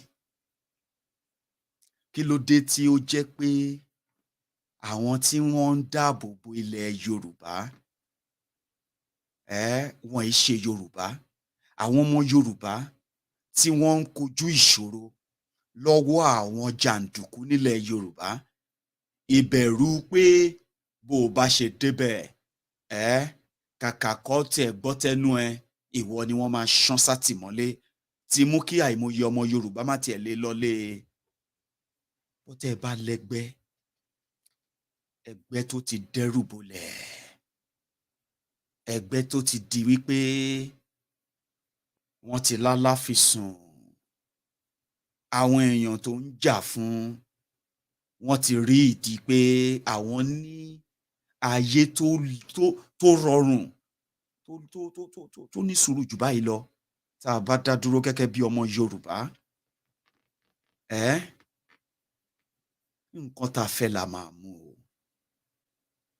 Àwọn àpẹẹrẹ yìí mo wá rí wípé ẹnu ò ṣe o. Ẹnu lásán ò ṣe é ro sẹ̀mó. Bó tẹ̀ ṣe sọ pé afẹnuwakọ̀ kì í jáàmù. Ọ̀rọ̀ tó wà nílẹ̀ ọ̀rọ̀ Yorùbá Nation àti àwọn tí ọ̀rọ̀ yìí kàn á jẹ́ kémi àti ẹ mọ̀ wípé iṣẹ́ wà lọ́wọ́ wa gidi gan. Ṣé wàá rí nǹkan? Kó tó di wípé ẹ máa lè sọ pé ẹ jẹ́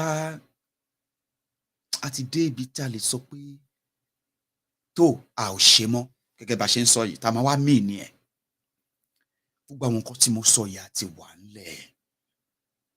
Kì í ṣe ọ̀rọ̀ ọ̀la oṣù mẹ́fà pẹ̀lú ibi tí èmi rí dé o, ibi tí mo rí dé o. Ni mo ṣe sọ wípé ó ṣì ń bà ní kò tí ì bàjẹ́. Lójú tèmi ó ṣì ń bà ní kò ì bàjẹ́. Bíbà bẹ̀ ni wípé àwọn èèyàn wa ti mọ̀ wípé kò sọ́jọ́ ọ̀la fáwọn ní Nàìjíríà. But báwo wá ni a ṣe fẹ́ jẹ́ kí wọ́n rí àpẹẹrẹ bí ayé ṣe lè rí tí Yorùbá bá dá dúró? Ọ̀rọ̀ iṣẹ́ ni o. Lílo ohun tó jẹ́ tilẹ̀ Yorùbá fúnlẹ̀ Yorùbá. Àìmọye ọ̀nà la lè gbà ṣe bẹ́ẹ̀ o. Nípa ìdí èyí, ìwọ tó rò pé a ò ní nídìí referendum, èmi ò agree o, ìdí rèé o. Ṣorí nígbà tí Yorùbá bá ṣetán, èmi àti ẹ máa mọ̀, and a máa wá mọyé wa tí a ò fẹ́ Nàìjíríà mọ́, including àwọn kan tó jẹ́ pé nǹkan tó ń jẹ́ Nàìjíríà lọ́wọ́lọ́wọ́ báyìí ló ń dì wọ́n mú. A máa mọ àwọn kan tó jẹ́ pé wọn ò fẹ́ kí Yorùbá dá dúró. Èmi àti a wá kò sí iṣẹ́ tí a fi ń láti rí wípé ìdí tí Yorùbá ṣe ń láti dá dúró fún àǹfààní tiwọn náà ni o. Èmi àti a wá mọ̀ wípé tí wọn ò bá gbà, ẹ̀tọ́ wọn ni o, wọn ń ṣọ̀tá ẹ̀ o.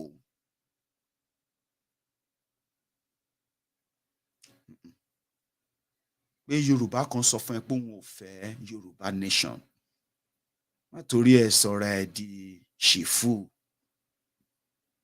ṣìfún sórí social media kó wá máa mọ àwọn tó jọmọ Yorùbá gidi àtàwọn tí ò jẹ́ ọmọ Yorùbá gidi nítorí pé ìwọ máa nífẹ̀ẹ́ lẹ̀ Yorùbá gan o. Àwọn ibi tí mo ti sọ wípé ètò ẹ̀kọ́, àlàyé, ìtumọ̀ ó ṣe pàtàkì lásìkò tá a dé yìí o. Kó má bàa dàbí ìgbà tó jẹ́ pé ńṣe la máa padà fúnra wa lóko ìdí ọ̀pẹ ro.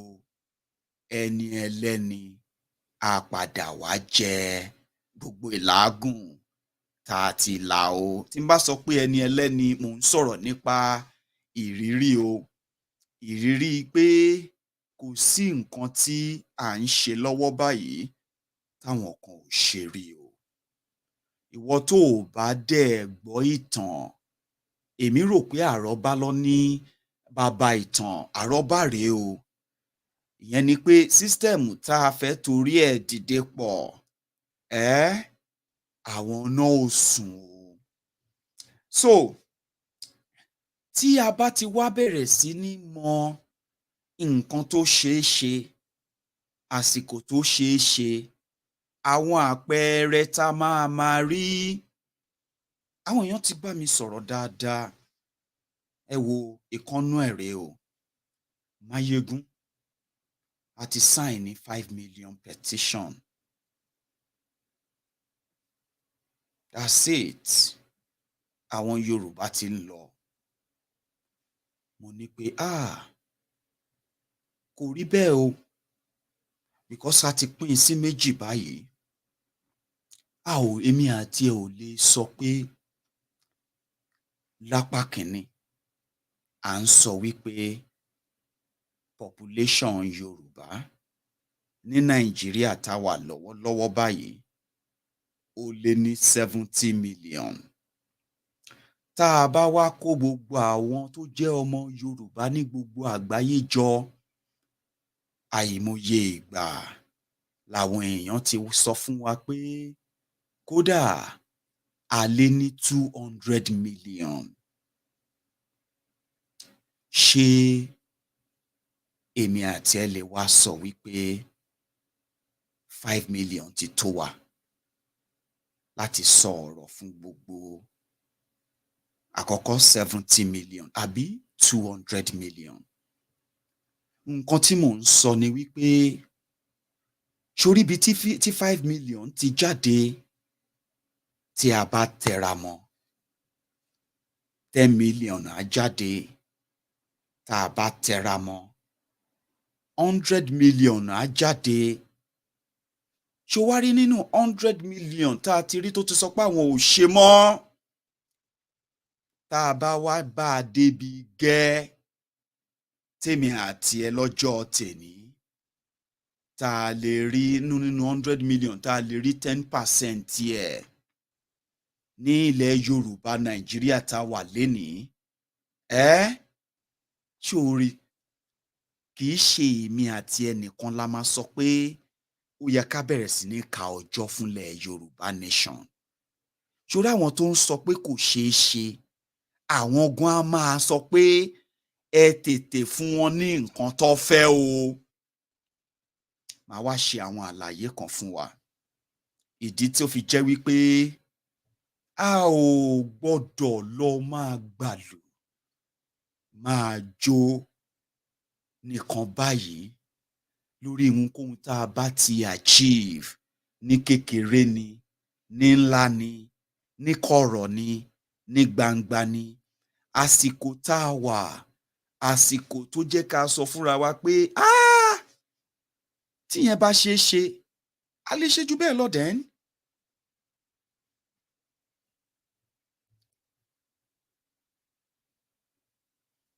That's it. nǹkan tèmi ń sọ̀rọ̀ lọ nìyẹn pé kò ń ṣe pé láti sọ pé bóyá ẹ̀yin kan ṣe dá àbí ẹ̀ ṣe dá àwọn kan ló mọ̀ ṣe àwọn kan mọ̀ ṣe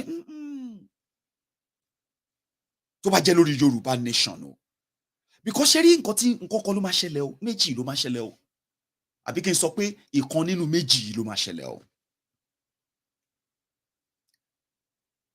Nàìjíríà máa túbọ̀ tiwa tó máa tiwa délẹ̀ ìlérí yẹn lóòótọ́.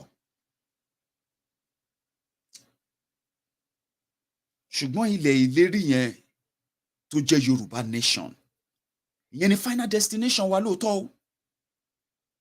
ṣùgbọ́n a máa láwọn stopover kan tó jẹ́ pé à ń láti prepare mind ara wa ká gbáradì fún.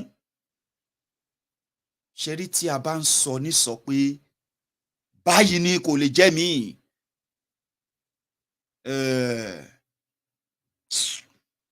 à ń tanra wa nítorí pé ọ̀pọ̀lọpọ̀ ẹ̀ lórí irọ́ ni lórí ẹnu ni ọ̀pọ̀lọpọ̀ ẹ̀ emotion ló ń sọ̀rọ̀ lára ẹlòmíì ṣùgbọ́n ẹja wa rò jinlẹ̀jinlẹ̀. fẹ́ referendum a máa declare ní ẹja lọ kó àwọn àmì ìwájọ́ gẹ́gẹ́ bí mo ṣe sọ lẹ́ẹ̀kan wọ́n ti sọ wípé tó o bá fẹ́ Yorùbá Nation crime ni àwọn tó sọ pé tá a bá fẹ́ Yorùbá Nation tá a bá gbé lẹ́nuwẹ̀ yìnbọn fún wọn wọ́n níbọn wọn ní gbogbo ẹ̀ èmi àti ẹ mọ̀ pé àti ìlàmì yẹn àti nígbà àti ìláwo tí wọ́n ń sọ pé ibi tẹ́mi ti wá sọ nìyẹn wípé àpé létòótọ́ ni o sórí ńgbà tó bá ti di wípé a ti jẹ́ káwọn èèyàn mọ ìrírí àbí kí ló tún pè rírì kí Yorùbá dá dúró yẹn tán táwọn náà ti wá fẹ́ lójú pálí àwọn tí wọ́n ń sowọ́pọ̀ pẹ̀lú Nàìjíríà tó dè wá mọ́lẹ̀ tó ń pín yìí àwọn olóṣèlú nǹkankan yẹn nígbà tá a bá ti yọ àwọn yẹn dànù láti yọ ẹgbẹ́ ìta máa yọ dànù ó ti yé báyìí wọn ò ní sọ pé ó yá ó dá ẹja lọ pín ẹyà ẹ pín àkọ́kọ́ wọn á rí i pé táwọn ẹni yìí bá láwọn nídìí àwọn jagunjagun tó máa jà fúnlẹ̀ Yorùbá àwọn nídìí 2 mílíọ̀nù ẹ má jẹ́ kán tàn yín o wọ́n ní lọ́wọ́ o tán bá sọ wípé àwọn ń kọ́ o lóye ẹjọ́ báyìí tí Nàìjíríà ò bá ṣe báyìí kó declare nǹkan báyìí àwa ń kọ́ a máa ṣe báyìí o Nàìjíríà ti mọ̀ ń gbà yẹn pé kì í ṣe ẹnu o kì í ṣe ẹnu lọ́njà o kì í ṣe lórí ẹnu o Nàìjíríà ń gbà yẹn á wá bẹ̀rẹ̀ sí ní ọ́fà Yorùbá ní nǹkan tá à ń pè ní autonomy. Ẹ jẹ́ kó pẹ̀lú nǹkan tí a máa sọ fáwọn èèyàn wa pé tó bá padà di nǹkan tí wọ́n jùgbà yín, ẹ má jẹ́ kó yà yín lẹ́nu, kì í ṣẹ̀tàn.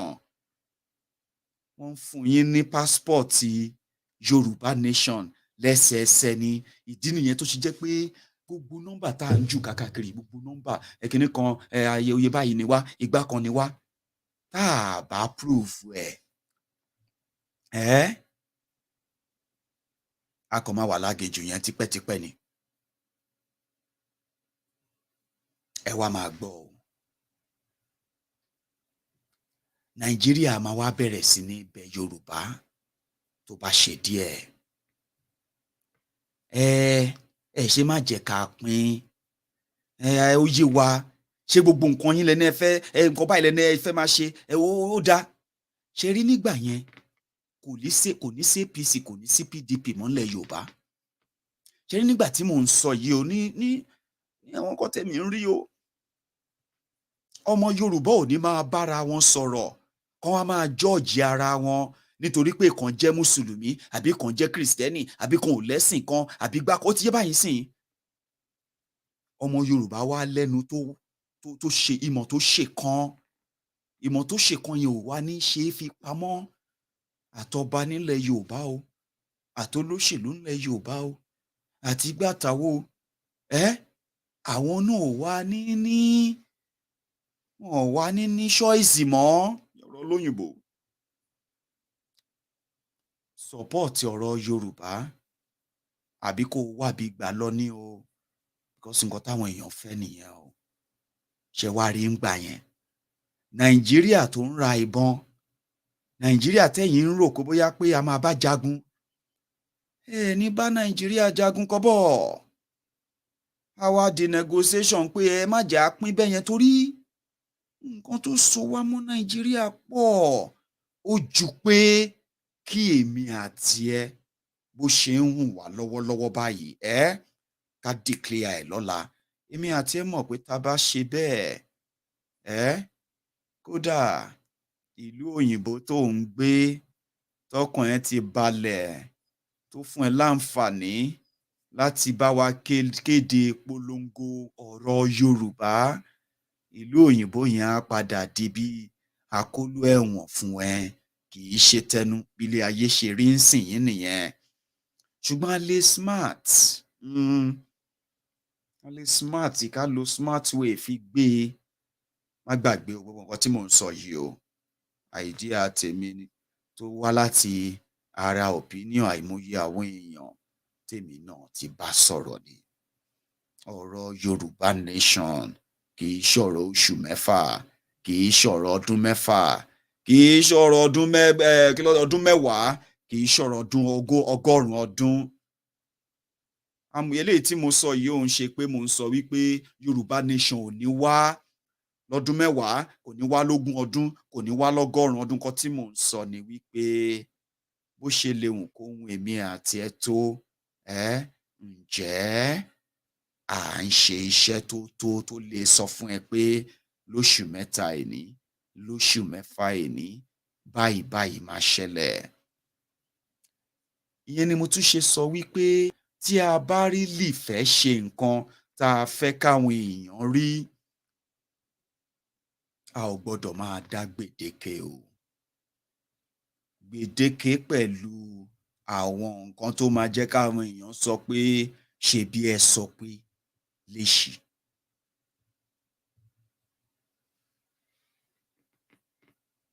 Ẹ gbọ́ Yorùbá, ṣebí ẹ sọ pé Yorùbá Nation ti dé lóṣù tó kọjá. Ṣebí ẹ sọ pé Yorùbá Nation máa dé kọ́dún yìí tó tán. Ṣebí ẹ sọ wípé kò ní sí election nílẹ̀ Yorùbá kankan mọ́. Àwọn ìbéèrè yá wa máa wá látọ̀dọ̀ àwọn èèyàn tí a fún ní gbèdéke. Gbèdéke yẹn lèmi ń sọ pé tá bá lè tóònù ẹ̀ down. Yín ò dínà yín pé lọ́kàn gbogbo wa gbogbo èyí tá ti ṣe òun náà ló ń jóun o. Ẹ má gbàgbé mo sọ pé ṣé tí nínú ọkàn tiẹ̀, ṣé 5 million èèyàn wọ́n lè pè wọ́n ní majority èèyàn 200 million ẹ jẹ́ á kàn wà reasonable lèmi ń sọ o. bọ̀ torí pé wọ́n sọ pé Yorùbá nation ti dé ń sìn yín lọ́kàn ẹ tó dẹ̀ jẹ́ tòótọ́ tèmi bá wá sọ fún ẹ pé bó ṣe jẹ́ lọ́kàn ẹ yẹn á rí bẹ́ẹ̀ tí a bá ṣe mọ́ nǹkan tá à ń ṣe tá a wá máa fúnra wa ní gbèdéke a máa pa mùrà. But some of you àwọn èèyàn wa kò tí Maiyegun sọ yìí o kò make rárá kò make sense rárá mi ò need láti make sense sí ẹ lọ títí àwọn ibì kan wà tó ti máa béèrè question lọ́wọ́ ara ẹ̀ ṣó ń gbọ́ ó di ìgbà wo pẹ̀lú ìta ti ṣe sílẹ̀ o tí emotion wa ń sọ wípé àwọn kan wà tá à ń dúró dè but láftà tá a bá bára wa sọ̀rọ̀ tán ọ̀pọ̀lọpọ̀ wa níbí yìí yàtọ̀ sẹ́yìn tọ́lọ́run ti fún nílùú mi o tẹ́tí jọmọ Amẹ́ríkà akọ̀wò kí ó yẹ kẹ́ ẹ máa fi ọ̀rọ̀ ká máa fi ọ̀rọ̀ ẹlòmíì rora wa wò lẹ́ǹkọ̀ọ̀kan lèmi kàn ṣe ń sọ èyí tí mò ń sọ yìí o. ẹni tó jẹ́ ọmọ Yorùbá tó ń gbé l'Amẹ́ríkà àbí tó ń gbé ní Britain tó ti di Politico tó ti dọmọ Amẹ́ríkà tó ti ní pálí Amẹ́ríkà dání ó lè sọ fèmí àti ẹ̀ ń sìn pé kò sí nǹkan tó ń jẹ́ Nàìjíríà mọ́ Yorùbá nation ni àwọn in fact passport yẹn làwọn ń dúró dè sórí bó ṣe léwu kí ọ̀rọ̀ yẹn kó right tó lọ́dọ̀ tèmi ó wà misleading má dẹ̀ ṣàlàyé fún wa bó ṣe nífẹ̀ẹ́ Yorùbá tó yìí ọ̀pọ̀lọpọ̀ àwọn èèyàn wa tó ń nífẹ̀ẹ́ Yorùbá nation yẹn gan tó ti prove ẹ̀ gan tó tẹ̀ ti sọ oríṣiríṣi ǹjẹ́ ìwọ mọ̀ wípé tí wọ́n bá sì fẹ́ lọ sí anywhere báyìí owó àwọn tó jẹ́ ní Nàìjíríà owó Nàìjíríà ló ṣì ń láti ná àwọn tí ò sí ní Nàìjíríà pásítọ̀tì Nàìjíríà ló ṣì gbọ́dọ̀ lò ǹjẹ́ ìwọ mọ̀ pé ẹni tó sọ fún ẹ pé téèyàn kan bá ń sọ fún ẹ pé Yorùbá nation ò tí ì dé irọ́ ló ń pa fún ẹ Yorùbá nation ti dé tó dẹ̀ jọmọ Amẹ́ríkà tó mú Amẹ́ríkà palí dání ṣùgbọ́n pé lọ́dọ̀ tiẹ̀ ó right ó lè lọ sẹ́níwẹ̀ ní gbogbo àgbáyé pẹ̀lú passport Amẹ́ríkà yẹn ṣó ń gbọ́ bọ̀ sórí tí o bá fẹ́ fìlì fọ́ọ̀mù lẹ́níwẹ̀ gẹ́gẹ́ bí ẹni tó wá láti tó ń ṣọmọ Amẹ́ríkà á kọ síbẹ̀ pọ̀ ọmọ Nàìjíríà lòun á kọ síbẹ̀ pé Nàìjíríà lọ bí òun sí wọn tiẹ̀ wọlé jẹ́ ká tiẹ̀ sọ pé Yorùbá ni mí ò gbọ́ na ìyẹn ni reality ṣé gbogbo yẹn lè change of course ó lè change ṣé gbogbo yẹn wà ó ní ròlù tó ń play nínú wa bá ṣe ń sọ̀rọ̀ lọ́ba lóòótọ́ ni ní tó túmọ̀ sí pé a ò lè dúró lórí 5 million ká sọ pé a ti débi tá à ń lọ irọ́ là ń pa fúnra wa tó bá dùn ẹ́ jọ bóyá kí n sọ pé kó má bínú because kò ń ṣe òótọ́ ẹni tó sọ fún ẹ pé tó ń bá ẹ jà àbí tó ń bẹ́ nìkan jà tó ń feel offended nítorí a sọ wípé kí Yorùbá nation tó dé o àwọn èèyàn ló máa decide o kò dẹ̀ sí bó ṣe léwu kó dàbí kó rí lára tiẹ̀ tó ìwọ tó ń gbọ́ mi wọn kì í fi petition declare country o. Àwọn yẹn wà misleading. Báwo la ṣe máa sọ fúnra wa pé Nàìjíríà ò exist mọ́? Nàìjíríà ti expire. Bọ̀ èmi àti tá a bá sì fẹ́ lọ síta ń bẹ̀ yẹn, Nàìjíríà yẹn máa ló ṣì ń lò ó wà misleading. That's the point tí mo make. Now tó bá tún wá sọ wípé ká máa wò láàrin oṣù mẹ́ta oṣù mẹ́fà, gbèdéke lẹ̀ ń dá yẹn. Tóṣù mẹ́fà yẹn bá wá dé ńkọ́? Tó di pé mi ò lè lo Yorùbá passport, ṣé a tún foṣù mẹ́fà kún ni? Àwọn ìbéèrè yẹn ló fà á tí àwa kan fi sọ wípé iṣẹ́ ṣì pọ̀ lọ́wọ́ wa tá a máa ṣe. Èmi ò sọ pé kò lè change. Ó lè change. Ṣé ń gbọ́ sìn? Yeah. There are so many ways bá ṣe sọ. Ìyẹn túmọ̀ sí pé iṣẹ́ ṣì pọ̀ lọ́wọ́ wa o. Nígbà tá a bá wá tẹra mọ́ṣẹ́ yẹn, tá à ń get more people tó wá di pé kò tiẹ̀ wá ń ṣọ̀rọ̀ 5 million petition mọ́. Gbogbo ìgbèríko, gbogbo kọ́nà yìí, ọ̀rọ̀ Yorùbá Nation ò kì í ṣe bójúbójú àbẹnusọ mọ́. Ẹ má jẹ́ kán mú wa mọ́.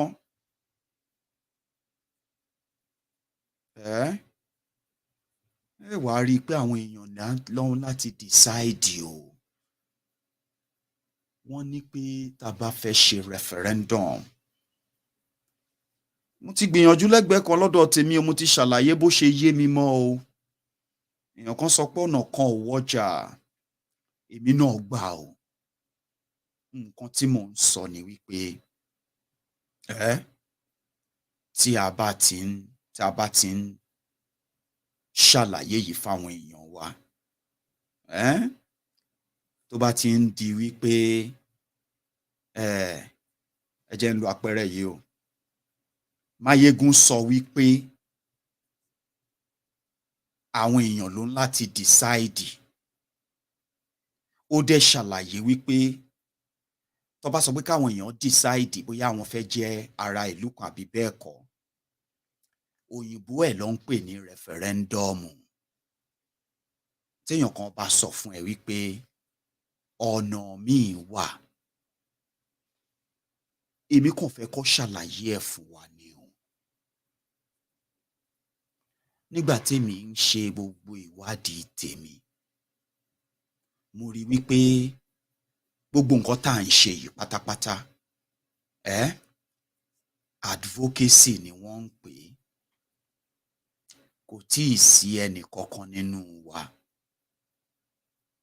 Bóyá ó dẹ̀ wà tí mi ò mọ̀. Ó dẹ̀ jẹ́ pé wọ́n ti ṣe inclanish náà ni. Kò tíì sí ẹnì kankan nínú wa tó lè sọ pé nǹkan kan wà tó ń pè ní mandate. Mandate yẹn ni wípé tí a bá kó àwọn èèyàn wa jọ lÉkìtì, àbí a kó àwọn èèyàn wa jọ kákàkiri ilẹ̀ Yorùbá, ká sọ pé a lè kó wọn jọ kákàkiri, kí gbogbo wọn dẹ̀ pariwo pé àwọn ò ṣe Nàìjíríà mọ́, kó dẹ̀ fòǹtẹ̀ lé. Ṣé tó bá ń sọ̀rọ̀ referendum yìí, ó yàtọ̀ sí ọ̀rọ̀ akọ̀ǹdìbò yìí. Àwọn èèyàn ló ń láti decide. Àwọn tèkìtì, ẹ máa ráwọn tó máa sọ pé àwọn fẹ́, àwọn ò fẹ́. Ẹ máa máa sọ ìdí tó fi fẹ́. Àwọn ẹ̀yà tó wà ńlẹ̀ Yorùbá ò kì í ṣẹyọ kan. Now, tí n bá béèrè lọ́wọ́ ẹ pé níbo ni wọ́n ti fún ẹnì kọ̀ọ̀kan wa ní mandate láti sọ̀rọ̀ on behalf of the entire Yorùbá ju pé a kó ẹnu wa jọ, àbí bẹ́ẹ̀ kọ́? Kò tíì síbì kankan tá a ti ṣe ńlẹ̀ Yorùbá. Ìgbòho ni ò bá ṣe àbí ká sọ pé àsìkò olóyè Sunday Igboho là bá rí ṣe nítorí àwọn èèyàn jáde. Ìwọ tó ò bá dẹ̀ rí bẹ́ẹ̀ torí bí another way gẹ́gẹ́ bí mo ṣe ti sọ o, ṣé kò wá sàn ká má fi ṣe òkú òru? Ìlú tí mo bá máa gbé, tí mo bá máa jà fún, bí gbogbo wa ṣe ń encourage ara wa ká ṣe yìí, á ṣáà lè ṣàlàyé ní kọ̀ọ̀kan fún wa. Nídìí ẹ̀ ni mo ṣe máa ṣàlàyé ọ̀rọ̀ ó ṣe referendum, kò ṣe referendum. Ìtumọ̀ ẹ̀ ni wípé káwọn èèyàn sọ nǹkan tí wọ́n fẹ́ kán wá fòǹtẹ̀-lé. Tí Nàìjíríà bá máa bá wa jà, àwọn èèyàn yẹn ni wọ́n máa bá jà o. Ẹ jẹ́ n wá ṣàlàyé ẹ̀. Mo ti ṣàlàyé ọ̀nà tí a fi lè gbà fa àwọn èèyàn mọ́ra kí wọ́n nífẹ̀ẹ́ sí ètò ọ̀rọ̀ Yorùbá Nation. Kó ju ọ̀rọ̀ pé à ń fi ẹnu sọ, kó bọ́ síbi tó jẹ́ pé wọ́n á darapọ̀ mọ́ gidi. Because tẹ́ ẹ bá fojú fò wọ́n, ta sọ pé gbogbo èèyàn tó bá ti sọ pé àwọn ò fẹ́ Yorùbá àbí ọ̀rọ̀ Yorùbá Nation ò yé wọn, ọ̀tá ni wọ́n. Abẹ́nikẹ́ni tó bá jẹ́ pé kò fi taratara gba àwọn ọ̀nà tá a rò pé a lè gbà nítorí pé bóyá kò yé wọn àbí nítorí wọ́n wò pé kò ṣeé ṣe àbí bẹ́ẹ̀ kọ́, tí wọ́n faramọ́. Sórí tí a bá lọ consider wọn gẹ́gẹ́ bí ọ̀tá ní gbogbo ìgbà, à ń tanra wa, á jẹ́ pé ara wa là ń sọ̀rọ̀ fún o. Mo ti sọ lórí afọ́nrán yìí rí pé ìdí tèmi ò ṣe lè wá kí n sọ pé Yorùbá máa ṣe báyìí, tó fi jẹ́ pé gbogbo ìgbà máa ń sọ pé ẹ jẹ́ a ṣe báyìí. Ìdí yẹn ni wípé àwọn èèyàn lè fi ẹ́ ṣe spokesperson wọn. Lórí ìlà èmi láwọn tó fi mí ṣe spokesperson wọn ní orí Maiyegun's Diary Politico tí mo, àwọn tèmi tí mo lè pè anytime.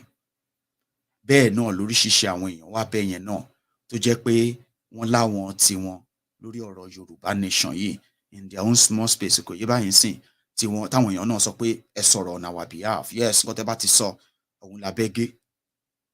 Èmi ò mọ̀ tẹ́lòmíì o, yàtọ̀ sáwọn èèyàn mi tí àwa àtàjọ́ ń ríra wa yìí, tí wọ́n sọ pé Maiyegun go on. Kò fún mi ní authority láti sọ fún yín pé Yorùbá máa ṣe báyìí lọ́jọ́ báyìí báyìí. Ló ṣe jẹ́ wípé tí mo bá fẹ́ sọ̀rọ̀, màá sọ wípé ṣe jẹ́ ká ṣe báyìí so that a lè jẹ́ pé gbogbo wa la fẹnu sí bẹ́ẹ̀. So tẹ́nìkan bá sọ fún ẹ pé àwọn ti sọ báyìí, bẹ́ẹ̀ ni, èmi ọmọ Yorùbá lèmi o. Èmi á jẹ́ kó yé ẹ wípé kò sí ibì kankan nílẹ̀ Yorùbá lọ́jọ́ ilẹ̀ tó mọ́ àti tó ń ṣú lénìí yìí tí a ti rí ibi táwọn ọmọ Yorùbá ti kóra wa jọ báyìí, tí wọ́n sọ wípé a yàn ẹ́ láti sọ̀rọ̀ fún wa. Kò sí o. Nìyẹn ló ṣe jẹ́ wípé tó bá sọ nǹkan, táwọn kan bá sọ pé mi ò gba nǹkan tó sọ, well, má jẹ́ kó bí ẹ nínú lọ títí. Kò ń bí èmi nínú o. Nǹkan tó máa ń bí èmi nínú ni wípé kí nǹkan tí ìwọ náà rò yẹn, o ò gbọ́ Yorùbá, nǹkan tó rò yẹn pé kíní kan kí wá sọ fún ẹ pé ṣàlàyé ẹ̀ fún wa bá ṣe máa ṣe. Kó má wàá ṣàlàyé fún mi, kó wá sọ pé torí pé mò ń béèrè lọ́wọ́ ẹ, á jẹ́ pé àwọn ká sọ pé torí pé mi ò agree pẹ̀lú ẹ, ìyẹn ti wá sọ mí di ọ̀tá ẹ, and then láàárín ẹ̀ ó ti wá sọ mí di ọ̀tá Yorùbá. Ẹ má jẹ́ ká dàpọ̀ o. Sórí nǹkan tí mo bá sọ, as Maiyegun, èmi ni mo sọ, bọ̀ nígbà àìmọye ìgbà mo máa ń sọ mind àwọn èèyàn. So tó bá disagree pẹ̀lú mi, mo máa ń like kó dàbí nǹkan tó jẹ́ pé a lè kind of argue ẹ̀ out kò ń ṣe láti wá winner bí ó ṣe pé possibly láti learn lọ́wọ́ ara wa láàárín ẹ̀ nǹkan tí tèmi tí ò yé ẹ ó lè padà yé ẹ tiẹ̀ tí ò yé mi ó lè padà yé mi ṣé o gbọ́ Yorùbá báyìí kò sẹ́ni tí wọ́n fún èèyàn kan sọ pé kò sẹ́ni tó vote fún Awólọ́wọ̀ ara àwọn ìsọkúsọ tí mò ń sọ nìyẹn ẹ gbọ́ àwọn èèyàn vote f'Awólọ́wọ̀ ló ṣe jẹ́ pé gbogbo ọ̀rọ̀ t'Awólọ́wọ̀ sọ pátápátá on behalf of àwọn Yorùbá ló fi sọ ẹ má miseducate àwọn èèyàn nítorí pé ẹ fẹ́ push àwọn agenda yín nǹkan tí mò ń try láti sọ lẹ́ẹ̀kan ni pé nígbà tí a bá wá sọ pé nǹkan tó sọ yìí irọ́ ni ìwọ náà lè sọ pé òótọ́ ni òótọ́ ni because tí mi bá sọ fún ẹ pé irọ́ ló pa èmi máa fún ẹ ní òótọ́ tí ìwọ ò fẹ́ sọ ṣé ẹ gbọ́ Yorùbá ń sìn kò sẹ́ni kankan tó elect anybody àbí kò tẹ́ ẹ ní láti elect resolution ló máa ń pè kò sí ibi kankan tí wọ́n ti yan ẹnì kankan lórí ọ̀rọ̀ Yorùbá nation lọ́wọ́lọ́wọ́ tá à ń sọ̀rọ̀ báyìí tẹ́ máa sọ pé ẹni báyìí ni Yorùbá yàn fún ìdí nìyẹn tó ṣe jẹ́ pé gbogbo wọn sọ pé àwọn ń sọ̀rọ̀ ní on behalf Yorùbá ni ní 1954 nígbà tí ẹgbẹ́ ọmọ Yorùbá máa padà tó máa wà so active tó padà di political kìíní ń bẹ̀ yẹn ẹ mọ̀ nǹkan tó ṣe wọ́n kóra wọn jọ báyìí àìdíà tá à ń sọ yìí nígbà yẹn kò ń ṣe àìdíà kí Yorùbá dá dúró àìdíà pé Yorùbá ò lè continue nínú ìgbèkùn oko ẹrú amúnisìn kí ni wọ́n ṣe wọ́n dá ẹgbẹ́ sílẹ̀ ẹgbẹ́ yẹn wá fa àìmọye ọmọ Yorùbá àti àkọ́kọ́ àwọn tó ń kàwé tí ìmọ̀ wọn jọra àtàwọn tó ní owó lọ́wọ́ àtàwọn tó ní ipò níbí lọ́hùn àtàwọn tó jọba gan àwọn Chief Awólọ́wọ̀ àtàwọn Akíntọ́lá àtàwọn ẹgbẹ́ wọn ń gbà yẹn wọ́n fà wọ́n wọ àìdíà pé ṣe rí ẹgbẹ́ yìí action la máa pè é action group ni resources ta ní agenda wa ni pé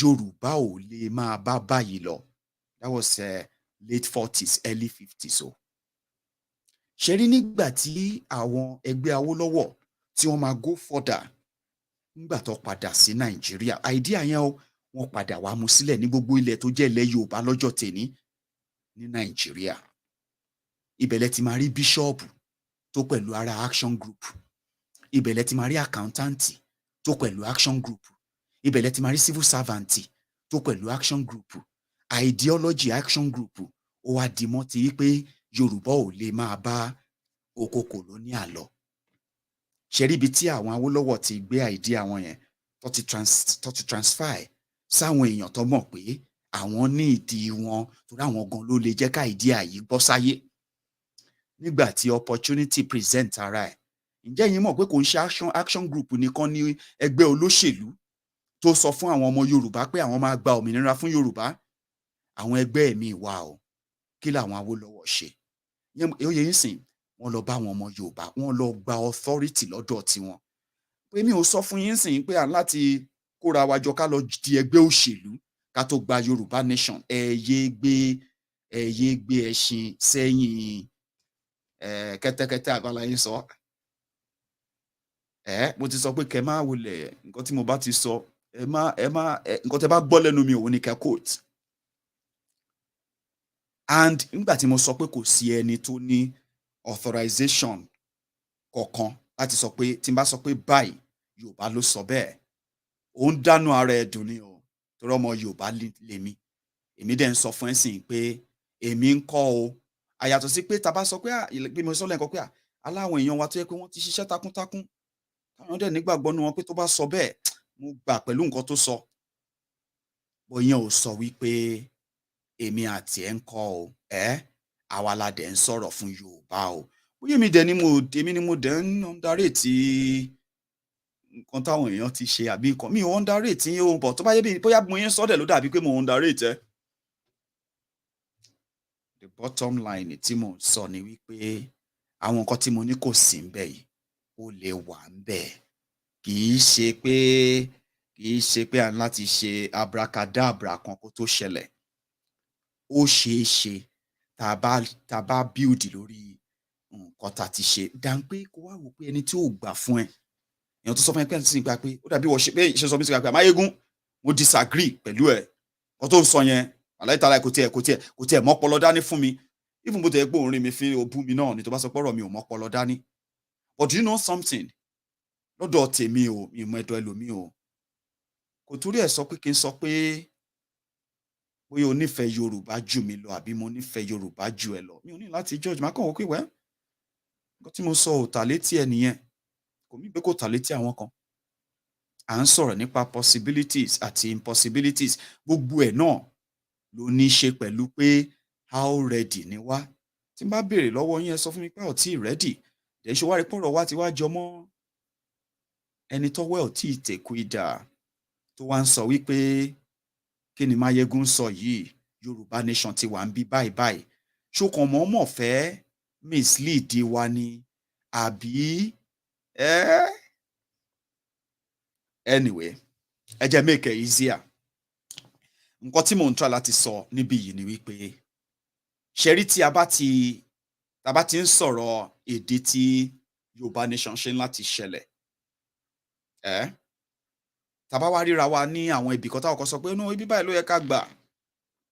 Ṣorí tó bá ti ń débi pé ẹ ti bẹ̀rẹ̀ sí ní tọ́ka síra wa wípé eléyìí o, torí nǹkan tó sọ yẹn o, kò ń ṣọmọ Yorùbá gidi.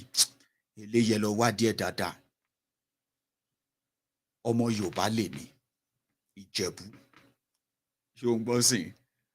So ó dẹ̀ máa ń wrong nígbà tí ìwọ tí o kì í ṣe Ìjẹ̀bú but tó jẹ́ ọmọ Yorùbá tó wá wò ó pé kí ló ọmọ ará Ìjẹ̀bú yìí ń sọ nípa kíní, gbogbo wọn tó ń sọ yóò tiẹ̀ mọ́pọlọ dání. Tó wá sọ fún mi wípé mi ò kì í ṣe ọmọ Yorùbá gidi nítorí mo sọ fún ẹ wípé Yorùbá Nation kì í ṣe nǹkan tá à ń declare lórí social media. Kì í ṣe nǹkan tá à ń design international passport nìkan fún. Kì í ṣe nǹkan tá à ń sign petition nìkan fún. Ó jù bẹ́ẹ̀ lọ, especially tó bá ti di pé kí la ní tá a fẹ́ fi gbà yìí tá à ń sọ yìí. Ọ̀pọ̀lọpọ̀ èèyàn ló máa béèrè lọ́wọ́ wa. Ṣùgbọ́n tí yẹn bá ti sáré sọ Maiyegun di kò ń ṣọmọ Yorùbá gidi. Àbà kí la gbé kílẹ̀ jù. Ó ń ṣọmọ Yorùbá gidi. Maiyegun declare Yorùbá Nation jàre, don't be a coward. Lẹ́gbẹ̀ẹ́ kọ̀ǹpútà àti tiẹ̀ ń bẹ̀ yẹn lórí fóònù ẹ̀. Àbà ṣé kò kì í sú yín ni? Àbí àwọn èèyàn wa kan àbí akàn wà static ni? Like ó dà pé time ò really change níbi tí yunifásitì yín o. Kò sẹ́ni tó lè declare bẹ́ẹ̀. Ṣùgbọ́n ṣá lè declare Yorùbá Nation? Yes, a lè declare ẹ̀. Bó tó bá rẹ́ ẹni tó sọ fún ẹ pé ẹni sùúrù jàre, ẹ ṣe já ṣe báyìí. Ẹ ṣe já ṣe báyẹn tí wọ́n wá sọ pé wọn kì í ṣe Yorùbá. Extreme nìyẹn o. Àrùn ọpọlọ gidi ló ń bá ẹ jà o. Àrùn ọpọlọ, ẹni tó rí ẹ̀ tó ti dàrú bọ̀ tí ó mọ̀. Yorùbá Nation ni o. Ọ̀rọ̀ Yorùbá Nation yìí mo lè pa anybody. Baba, calm down. Okay, tó bá wá pa èèyàn, ṣó lè gbé? Èwo ni ìlérí asán, ìlérí òfo tí ò sí nǹkan kan? Ṣó yẹ kí nílẹ̀ Yorùbá, ṣó yẹ kán lè dúnkokò mọ́ wa tó bá jẹ́ pé a ti fẹsẹ̀ tilẹ̀ lóòótọ́? Ṣó yẹ kẹ́ni kankan lè dúnkokò mọ́ wa dé pé wọ́n ń yìnbọn mọ́ wa, wọ́n ń kó àwọn èèyàn wa sátìmọ́lé? A ṣẹ̀ṣẹ̀ ń dá owó tá máa fi gba lọ́yà a ṣẹ̀ṣẹ̀ ń dá owó tá máa fi san owó gba owó àwo fáwọn èèyàn ṣó yẹ kó rí bẹ́ẹ̀ calm down kó calm down tó bá jẹ́ bó ṣe ń ṣe everybody lèèyàn náà ṣe ń ṣe ni gbogbo wa ti di wèrè sórí social media yé ṣe bí wèrè lórí social media Maiyegun yìí ò ń ṣe Yorùbá gidi kí ló kìlà gbé kí ló jù ó wá látọ̀ṣun mo wá láti Ìjẹ̀bú ọ̀pọ̀lọpọ̀ yín gan dé Jẹ̀bú ibi tá à ń pè ń Jẹ̀bú ọ̀hún yìí rí ǹjẹ́ ìwọ mọ̀ pé even nílẹ̀ Yorùbá tá ti ń ṣe Yorùbá ni mí tá à ń sọ yìí tó bá tún débì kan náà tó ń sin yín o ẹ tún máa gbọ́ pé ẹ ṣọ́ra fáwọn Ẹ̀gbá yẹn o èmi ti ń kà láwọn ibì kan tó sọ pé àwọn ará Èkìtì àwọn ará Oǹdó wọn náà wọn ò ní darapọ̀ mọ́ Yorùbá Nation torí pé tí Yorùbá bá dá dúró àwọn máa suffer minority làwọn àwọn Ìjẹ̀bú àtàwọn Ọ̀yọ́ àtàwọn Gbá àwọn ni wọ́n máa dominate Yorùbá Nation gbogbo ọ̀rọ̀ yìí là ń gbọ́ wọ́n dẹ̀ ṣe pàtàkì wọ́n ṣe pàtàkì fún wa láti ṣe kí ni o láti build confidence àwọn èèyàn wa pé irọ́ ni kò rí bẹ́ẹ̀ orí òjòrí ni ṣùgbọ́n ńgbà tí ìwọ kan dé sìn tán ní àbó ògbọ́n nǹkan tó lè Maiyegun sọ ọmọ Maiyegun yẹn ó yẹ káwọn leader wa ṣọ́ra fún tá ń ní leader òfò tá ń ní leader wèrè ṣọmọye leader tó wà láyé ni leader pọ̀ everywhere ó wá turn around ìwọ wò pé bóyá torí nǹkan tó sọ ń pa leader tiẹ̀ o ẹni yóò ń ṣe Yorùbá gidi mọ́ àbà kí la gbé kí lẹ jù wọ́n ṣe ń gba Yorùbá Nation kọ́ nìyẹn. ẹ̀rí ó lágbára gan-an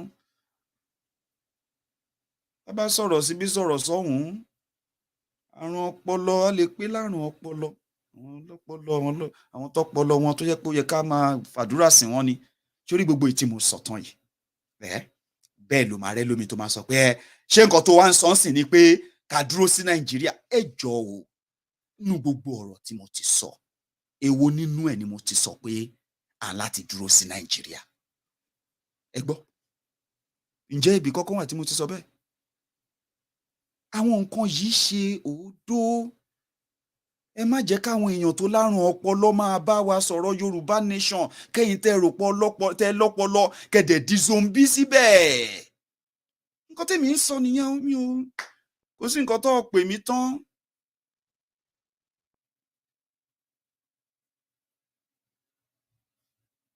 ẹ gbọ́ wọ́n tún ní mo tún wà deeply ignorant of course èmi náà ò sọ pé mo mọ gbogbo ẹ̀ o honestly èmi gan sọ pé mo mọ gbogbo ẹ̀ but ìwọ tó bá gbé kí ló ti ń pè ìwọ tí o bá ń gbọ́ Maiyegun's Diary Politico dáadáa I don't know bóyá torí bẹ́ẹ̀ mi ṣe rí ṣá oyè ń sìn èmi ò kí ń worship èèyàn get mi ò dẹ̀ fẹ́ kéèyàn worship mi kò yé like kò wọ́ ọ̀tẹ̀ like ká fẹ̀tẹ̀ sílẹ̀ ká máa palàpalàpá bọ́ àwọn kíní yẹn ń ṣẹlẹ̀ lórí kíbọ̀dù ń bẹ̀ yẹn ẹlòmíín sọ pé Maiyegun we want to die what is this Maiyegun saying we are ready to die for Yorùbá Nation ìyẹn ni àlàyé tó ń sọ fún mi pé òun fẹ́ die wèrè wà l'Amẹ́ríkà tó ti ń sọ pé òun rẹ́dì láti die o àbí ó ṣáà ń gbọ́ mi èmi ò ní nǹkan tí èmi máa ń sọ pé wèrè la fi ń wo wèrè ń gbà míì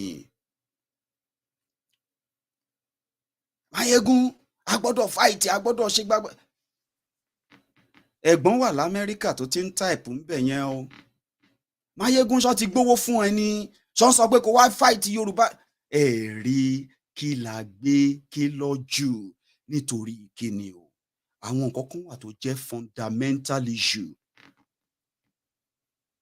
èmi náà lè bọ́ sórí bí yìí ń sìn kí n sọ fún yín pé ẹ̀yin èèyàn mi mo ti ṣe meeting kan o meeting yẹn tó bá máa fi di Friday Okay, tẹ̀ jẹ́ ń fi kan ṣe example.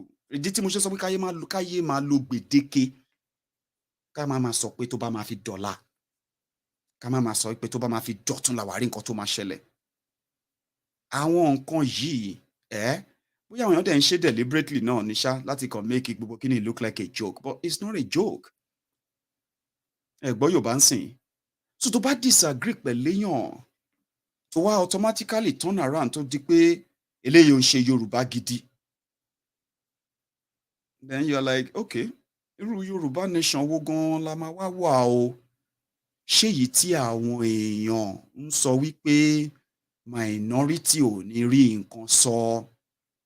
And all the time, èèyàn tó sọ pé ẹja bá wọn jà,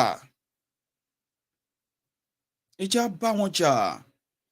The question is, ṣé a ní nǹkan tá a máa fi bá wọn jà? Àti pé kí ló dé tá a ti bẹ̀rẹ̀ sí ní jà báyìí? Do you get that? Ìwọ fúnra ẹ mọ̀ tó bá dàárọ̀ láǹsìn, nígbà tí wọ́n wá, tí wọ́n lọ, ẹ kò compare ni o, just compare o. Ìdí tí mo fi ń sọ wípé effort ti tàwa ò ju wípé ká make it real enough.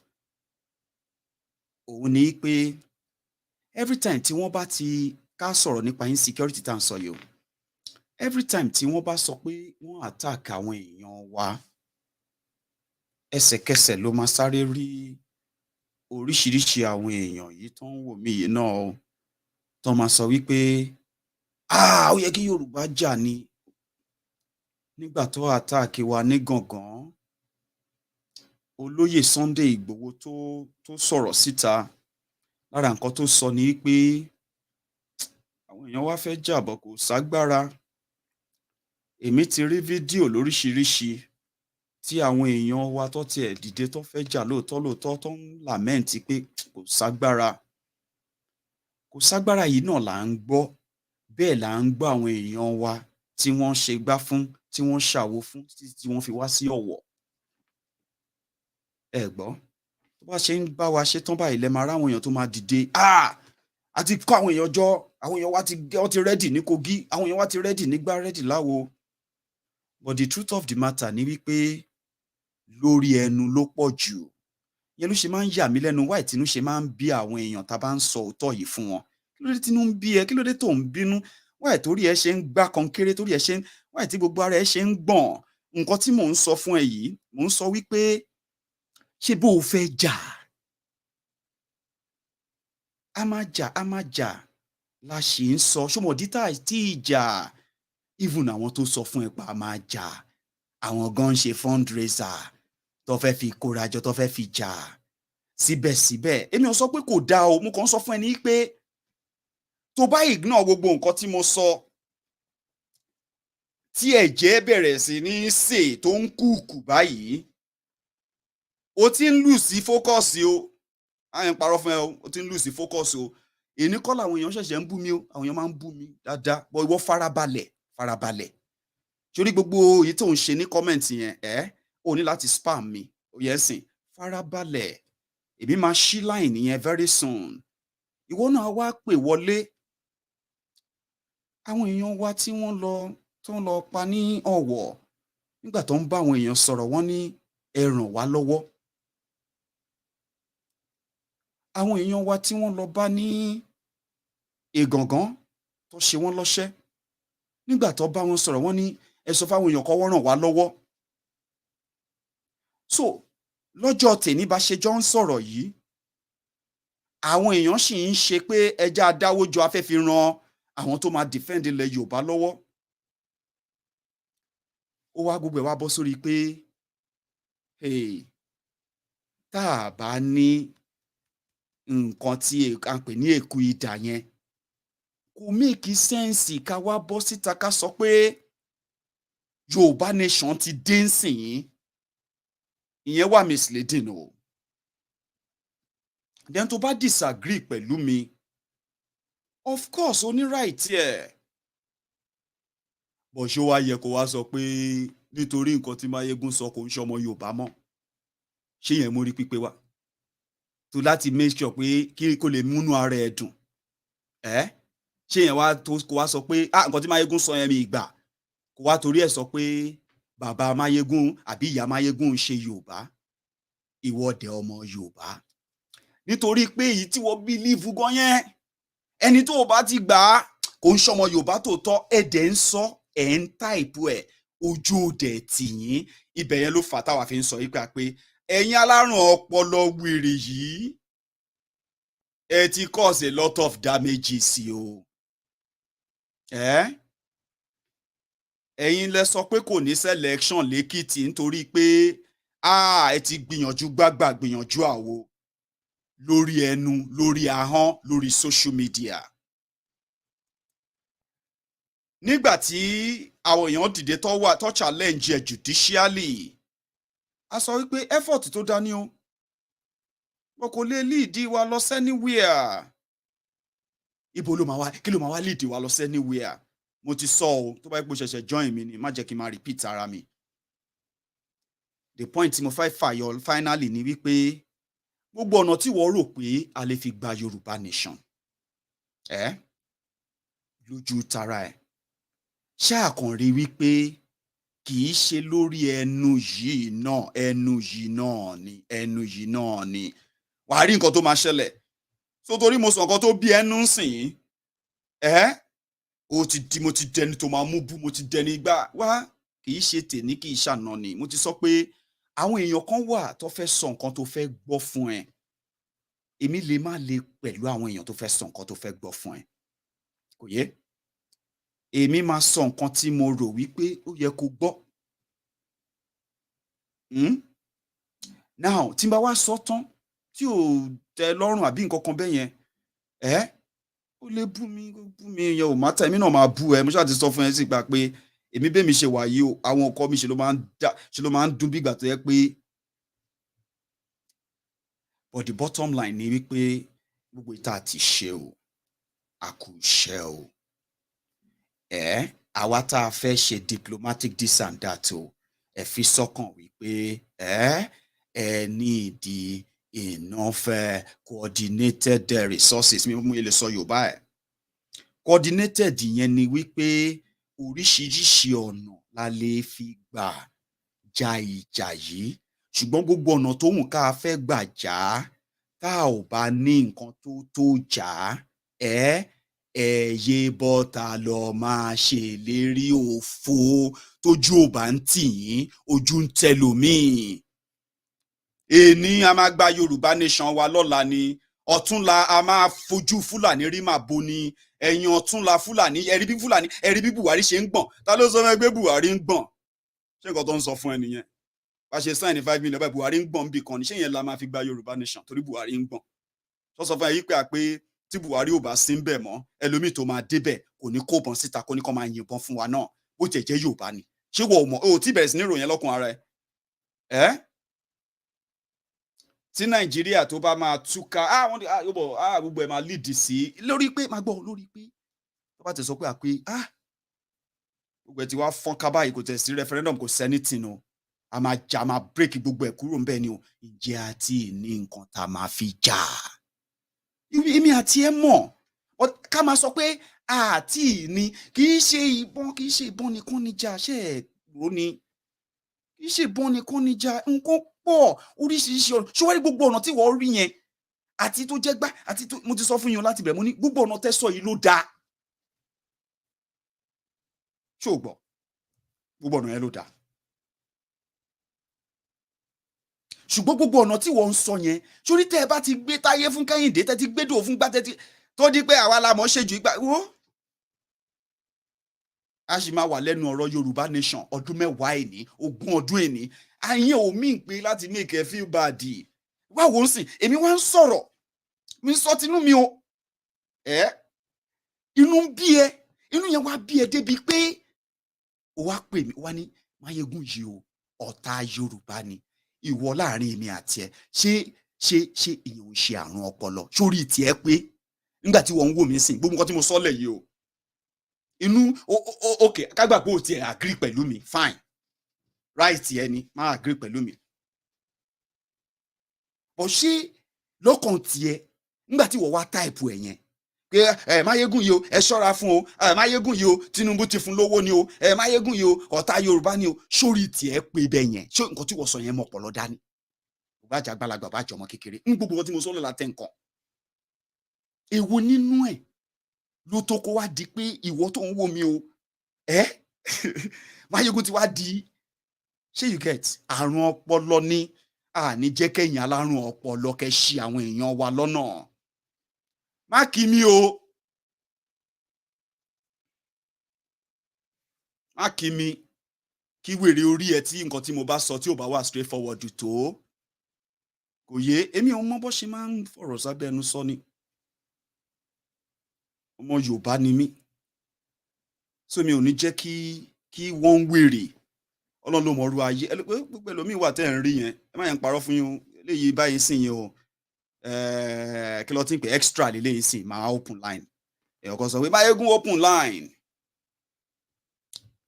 ó lè pè mí lórúkọ lè ṣe anything fún mi but kò wá sí bí nǹkan yẹn ṣe lè bí ẹnu tó kò wá rí ọmọ Yorùbá bíi ti tiẹ̀ kó tiẹ̀ jẹ́ pé ti Tinubu ló ń tẹ̀lé kó tiẹ̀ jẹ́ ẹ̀wọ̀n Nàìjíríà bí gbani kó wá jẹ́ lọ́kàn tiẹ̀ yẹn o ẹni yẹn ń kọ́ o ó ti di ọmọ àlè Yorùbá débi pé wà láìnú pè ní ọ̀tá nítorí ó sọ pé òun èmi ò mọ bẹ́ẹ̀ ṣe ń gbéṣẹ́ mi o but even èmi Maiyegun tó yẹ pé 100% kí àìmọye àwọn èèyàn tó ń wò mí yìí ká àìmọye wọn gan tó wá gbà pé the best ni pé ká kúrò ní ara Nàìjíríà yìí lèmi Maiyegun ti ń sọ̀rọ̀ nípa gbogbo nǹkan tó padà wá kọ́pù pọ̀ yìí tó ń lé gbogbo wa kúrò ní Nàìjíríà yìí so kí wọ́n wá wó ṣùṣùṣùn kò sọ pé mi ò kì í ṣe Yorùbá lọ́dọ̀ tèmi mo sọ o ẹni tó lárùn ọpọlọ ni mo dẹ́ẹ̀dẹ́ pọ̀ bẹ́ẹ̀ ẹ pọ̀ bẹ́ẹ̀ ẹ yé mislead àwọn èèyàn kò yé báyìí ń sìn ìwọ tó o bá fẹ́ pè wọlé o lè pè é sìn máa bẹ̀rẹ̀ sí ní gbé aago ẹ lè sọ Yorùbá ẹ lè sọ òyìnbó ẹni tí ẹ bá fẹ́ sọ kò yé báyìí ń sìn but nǹkan ni mo kàn fẹ́ kẹ́ rántí o ẹ̀gbọ́n sìn èmi ti sọ tèmi o mo ti ṣàlàyé tèmi o ọ̀nà tèmi mọ̀ pé at least tí a bá túbọ̀ fẹ́ kí ọ̀rọ̀ Yorùbá Nation wa yìí kó túbọ̀ fẹsẹ̀ múlẹ̀ kó dẹ̀ wá sí ìmúṣẹ kí a dé ipò tí a lè ran àwọn èèyàn wa lọ́wọ́ gbọ́ ká dé ipò tí a lè dá sí ọ̀rọ̀ ààbò àwọn èèyàn wa tí ò ní jẹ́ ẹnu nìkan kò yé tí ò ní jẹ́ ìgbà tí wọ́n bá ṣe wá lọ́ṣẹ́ la máa react ìyẹn ní ìta bára wa yìí o ẹ dẹ̀ jọ̀ọ́ ìwọ tó bá sọ fún mi wípé tó bá pè wọlé ẹni tó bá pè wọlé ẹ jẹ́ kájọ sọ kájọ là ń sìn yìí o ìwọ tó bá pè wọlé tó wò pé gbogbo nǹkan tí mo sọ kò mọ́pọlọ dání sọ fún mi because sórí lẹ́yìn ìgbà tó bá ti sọ pé gbogbo nǹkan tí mo sọ mọ́pọlọ dání nǹkan tí máa ṣe ni pé mo máa listen sí ẹ so that at least wàá lè sọ àwọn nǹkan míì tèmi gan tiẹ̀ mọ̀ pé aṣọ́pọlọ ọ̀bọ yìí aṣọ́pọlọ mi ò tiẹ̀ pé lóòótọ́ ṣá like èmi ò mind láti kọ́ ẹ̀kọ́ o ṣùgbọ́n mi ò fẹ́ kó pè mí kó wá sọ fún mi pé number one Ọlọ́run ti ṣe in fact ó ti dé tán kì í ṣe pé mo sọ pé Ọlọ́run ò ṣe o mo kàn fẹ́ kó jẹ́ pé nígbà tó bá máa sọ pé gbogbo ọ̀rọ̀ yìí o kò make sense Maiyegun nǹkan báyìí la máa ṣe mo máa fẹ́ kó lè ṣàlàyé ẹ̀ torí èmi nìkan kọ́ ló ń bá sọ̀rọ̀ ọ̀pọ̀lọpọ̀ èèyàn pọ̀ o ṣùgbọ́n tá a bá ti bẹ̀rẹ̀ sí ní fẹ́ máa play emotional card ìyàrá yìí lè bẹ̀rẹ̀ sí ní gbóná again lálẹ́ yìí o ẹ jẹ́ ká sọ ká là o èmi ò ní jókòó síbí yìí kí èèyàn pè mí kó sọ fún mi pé wọ́n fi vision hàn òun wọ́n dẹ̀ sọ pé Yorùbá Nation máa dé ní December kí wọ́n á sọ pé èmi ò gbàgbọ́ o kó wá bẹ̀rẹ̀ sí ní sọ fún mi pé ṣé mi ò ní gbàgbọ́ nínú Ọlọ́run ni kí ló tiẹ̀ máa ń ṣe ẹ́ gan-an ṣó rò pé wọ́n nìkan ló mọ gbogbo nǹkan jù ni kò kí ń rí lè jókòó dáadáa pẹ̀lẹ́ mi so ìwọ náà tí ìwọ náà ò bá fẹ́ kó rí bákan jọ ń torí Ọlọ́run after tó bá sọ fún mi pé Ọlọ́run fún ẹ ní vision màá fẹ́ kó sọ vision yẹn bá ṣe máa rìn náà eléyìí ò ń ṣe pé kì í ṣe pé bóyá mò ń ṣàfojúdi àbí túnú mi ò kàn kí n feel comfortable táwọn èèyàn bá bẹ̀rẹ̀ sí ní try láti sound like pé get nsìn kọ́ bẹ̀rẹ̀ sí ní sound bí wèrè because ẹni tó ń sound bí wèrè ni kó máa sọ fún mi wípé iṣẹ́ ti parí a kàn dúró de kọ́ọ̀lù ni iṣẹ́ wo ló parí ni máa béèrè lọ́wọ́ ẹ̀ torí mi ní kọ́kọ́ ló ń bá sọ̀rọ̀ ẹ má wàá gbàgbé o sórí tó bá ń pè mí ló ní ìgbéraga ṣó ń gbọ́ ìdí tí mo ṣe láti gbà sí ẹ lẹ́nu ni wípé Ọlọ́run mọ̀ bó ṣe rí mi nìyẹn ìgbéraga bọ̀bọ̀ ìtì ẹ̀ pọ̀ ṣá kí ni mo fẹ́ sọ fún ẹ pé mi ò ní kí n máa sọ fún ẹ sí pé irọ́ mi nígbéraga kí n máa bẹ̀ ẹ́ pé mi ò ní ìgbéraga níwọ̀ tó ti rí mi tán tó ti rí ìgbéraga everything ju pé kí n gbà fún ẹ pé mo ní ìgbéraga bàbá ṣé nǹkan tó rí inú gbogbo ọ̀rọ̀ lẹ̀ yìí nìyẹn Maiyegun yìí ó ní túnú ṣé kí n máa bẹ̀ ẹ́ pé mi ò ní túnú ní so èmi jẹ́ the type tó jẹ́ pé mi ò lè sọ bó ṣe máa fíìlì ń pa mi èmi ti sọ̀rọ̀ tó ń sìn yan ọ̀nà ẹni tó mọ̀ ọ̀rọ̀ sọ sọ̀rọ̀ kó mọ̀ ọ̀rọ̀ gbọ́ o èmi náà mọ̀ pé ẹ̀yin náà lésì lẹ́nu ṣùgbọ́n mo kàn fẹ́ kẹ́kọ̀ọ́ mọ̀ wípé ṣé tí èèyàn bá ń play mind game pẹ̀lú mi ó máa ń feel bí ìgbà tẹ́pẹ́ nìyẹn ó ń rí mi fín gidi gan kò jẹ́ as in ó ń rí mi fín ó wá fẹ́ mọ̀ bóyá mo mọ̀ òun rí mi fín mi ò ń lè mú mọ́ra get so kó tó pè mí kò rí wípé tó bá tiẹ̀ máa disagree èèyàn kan sọ pé orí platform yìí dẹ̀ ti dàbí ìgbà tó jẹ́ pé èèyàn dẹ̀ lè sọ mind díẹ̀ o tí èèyàn bá ti sọ kinní kan bàbá kò sẹ́ni tó fọ́ọ̀sì ẹ̀ wá bí yéé máa ṣe gàràgàrà ẹ̀rọ bó jẹ́ èèyàn 100 ló ráyè tọ́jú kò tí Maiyegun àwọn tó ní nǹkan tó fẹ́ ṣe ṣùgbọ́n tó wò pé jẹ́ ń gbọ́ nǹkan tó fẹ́ sọ ni kò mátà ṣó ń gbọ́ platform yìí Maiyegun yìí kò tẹ má dàpọ̀ mọ́ra wọn tó bá wá bí tó bá ń sọ̀rọ̀ ọ̀rọ̀ tí ò mọ̀ ọpọlọ dání lọ́dọ̀ tiwa náà àwa náà á dá ẹ lóhùn pé wàá ní sọ pé kò ọ̀rọ̀ tó ń sọ ò mọ̀ ọpọlọ dání àwọn ìbéèrè la máa béèrè lọ́wọ́ ẹ̀ èmi máa béèrè ìbéèrè lọ́wọ́ ẹ̀ nípa nǹkan tó ń sọ ni ìwọ fún rẹ ló máa realize pé ọmọ I don't fuck up nǹkan tí mo ń sọ yóò make sense jẹ́ n tuntun sọ kò sẹ́ni kankan tó fẹ́ búlẹ̀ ẹ̀ o ìwọ tó bá fẹ́ pè mí kò rántí pé mi ní kọ́kọ́ ló ń bá sọ̀rọ̀ tó náà ló jẹ́ pé mi tèmi náà ń sọ̀rọ̀ mọ̀ pé kò ń ṣe èmi ní kọ́kọ́ mò ń dá sọ̀rọ̀ ìwé ló pọ̀ ńbẹ̀ yẹn so somehow tí mi padà tutù ẹ jẹ́ kí n máa gba aago yẹn lọ máa mu tíì tútù bẹ́ẹ̀ nìyẹn o so ẹ jẹ́ kí n wá gbọ́ ìtàn orí mi báyìí lọ́wọ́ àwọn tí ó ti sú tó ti ń ṣe magic fingers látẹ̀ nǹkan ẹ ló ń bẹ̀ yẹn o. Hello, Maiyegun General. Hello, sir. Ẹ kálẹ́ o. How are you? Sir? I am very well, sir. Thank you. How are you? Yeah. Abiola speaking.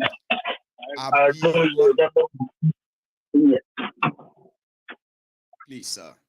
Oh, yeah. So thank you. I just want to ask. I'm very. All right, sir. Alenito. Yeah. Before December, I'm a new Yoruba Nation.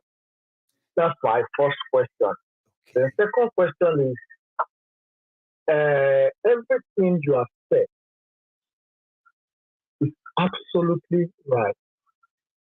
Go and check it. There's no nation that gets freedom without war. Even these great nations you see, America, Germany, all this, is fought war. Even Great Britain. If you look at, there's a movie you need to watch. That movie is about the Scottish, the Vikings, the British. They fought war. I can't remember the title of that movie. You know, the British then they were so scared of the Vikings. The Vikings, most of them are from Denmark. You know, most of them are from Denmark. The Vikings and the rest, Benny. Yeah. Tẹ́ bá wo movie yẹn máa rí British kan tó ń pariwo nísìnyí àwọn kan wọ́n jà. And they didn't fight alone. They needed support. Àwọn kan gba support from other parts. They needed, in fact, they even used some of the Vikings to fight the Vikings. Strategy nìyẹn. So everything you said is right. Anybody tó bá ń sọ̀rọ̀ bí let them keep saying. You know, that is their problem. Sorry, you know, question ta sọ pé àwọn wo ṣe rí impression àwọn èèyàn wa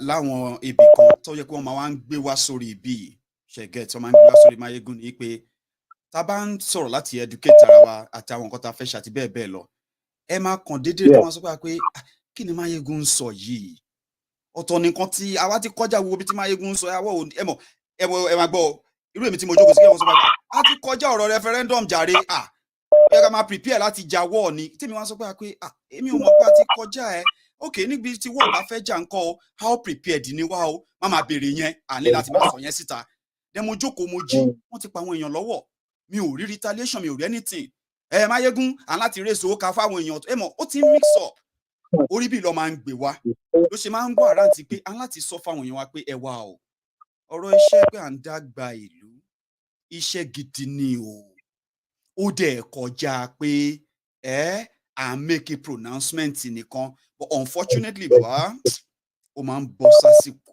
àpò ìbínú àwọn kan tó máa ń rò pé ọ̀rọ̀ tí Maiyegun ń sọ yẹn àwa ló ń bá wí àná ń sọ fún mi òun ṣe Yorùbá gidi bàbá òun ṣe Yorùbá òun ṣe kinní kan lórí ọ̀rọ̀ pé yẹn báyìí torí pé kí ni misleading yìí náà. I call it conflict of mind. Tó ń dà ọ́ láàmú nìyẹn. Tó ń dà ọ́ láàmú nìyẹn. Conflict of mind. Ọ̀dẹ̀lẹ̀ bọ́ nínú ẹ̀ àti tó bá come to their senses. That is just the truth. You know, that is just the truth. Thank you so much, Baba. You're welcome. God bless you. No, thank you so much for joining. So, Lombe yẹn. Ṣé o ti kọ̀nà ẹ̀ ló ń bẹ̀ yẹn? Hello, Maiyegun. Hello, ma. Hello, can you hear me? Loud and clear. Maiyegun, I'm so happy. This is my second time calling you, and I'm getting to first time I go through, and second time I'm so elated about it. Amazing. So everybody can hear you loud and clear, ma'am. Okay, so Maiyegun, the reason I'm calling is the first time I called, I talked about what you're, talking about. And because one thing I've always emphasized on is education. Sensitizing our people, letting them know what the truth is. Because as it is, the way they perceive agitation, a lot of people, they are trying to monetize it. In the sense that they'll say, oh, ẹ lọ ṣe gbá, ẹ lọ ṣe kíní kan, ẹ lọ ṣe kíní kan, ẹ lọ ṣe kíní kan. And like I said the last time, the way people are being misled, it's mind-boggling for me. It bothers me.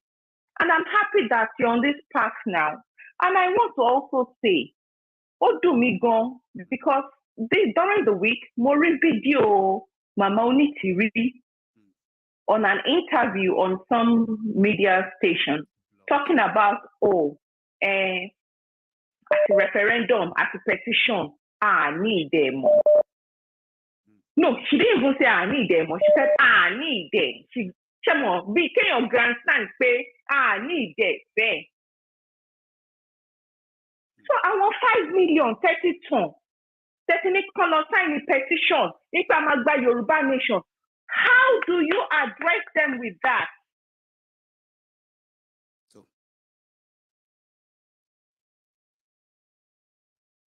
Ara àwọn nǹkan tí a máa ń gbé náà nìyẹn my dear sister, lára àwọn nǹkan tó jẹ́ pé àwọn questions tá máa ń béèrè tí àwọn answers yẹn ò kí ń come straight kí ló fà á nítorí wípé kò really sí a sort of a centralized body tó ní í ṣe pẹ̀lú ọ̀rọ̀ Yorùbá Nation tó jẹ́ pé communication yẹn kò ní máa wà altered kò ní máa wà kò ní máa fluctuate and the rest of that.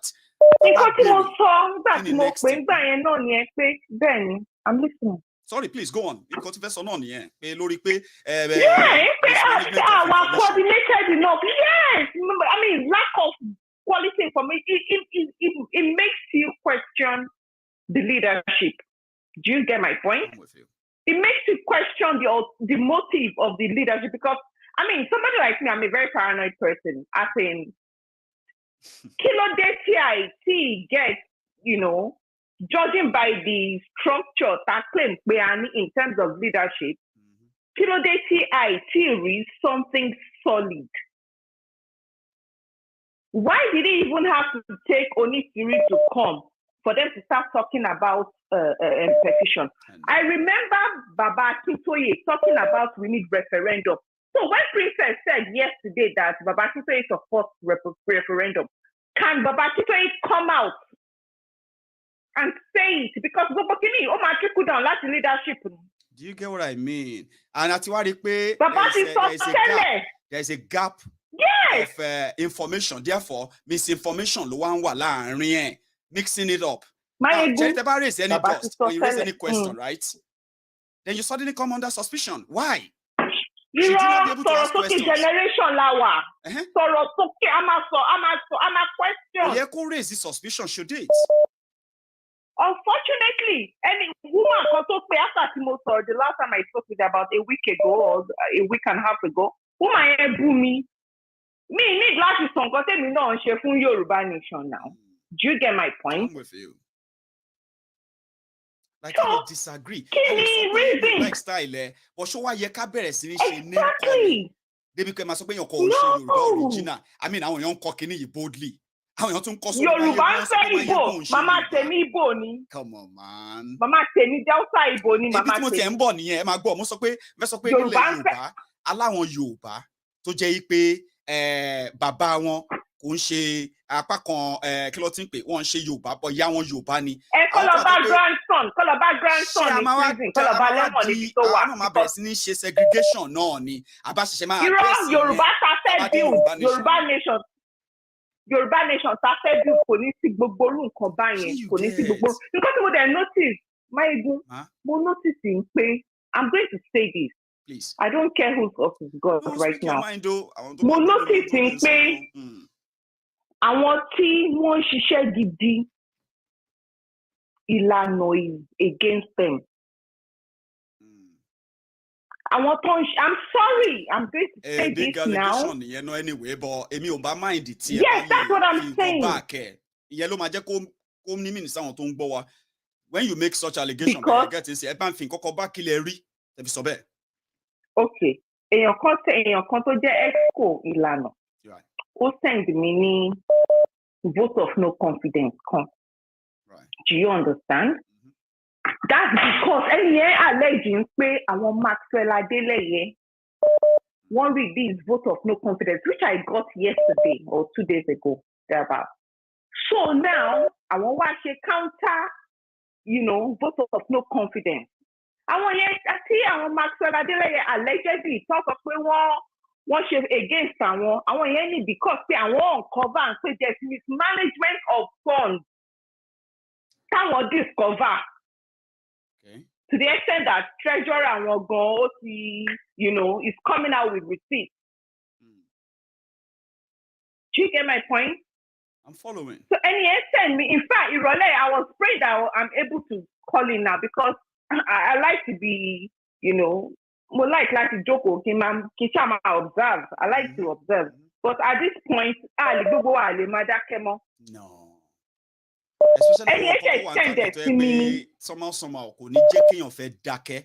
But mo tí mo understand pé mo realize pé no wonder tí wọ́n fi ń gaslight everybody from left, right, and center. When you when you raise an objection or something, they come for you. Mo ti ra àwọn èèyàn bẹ́ẹ̀ ọ̀tọ̀ ti shut down.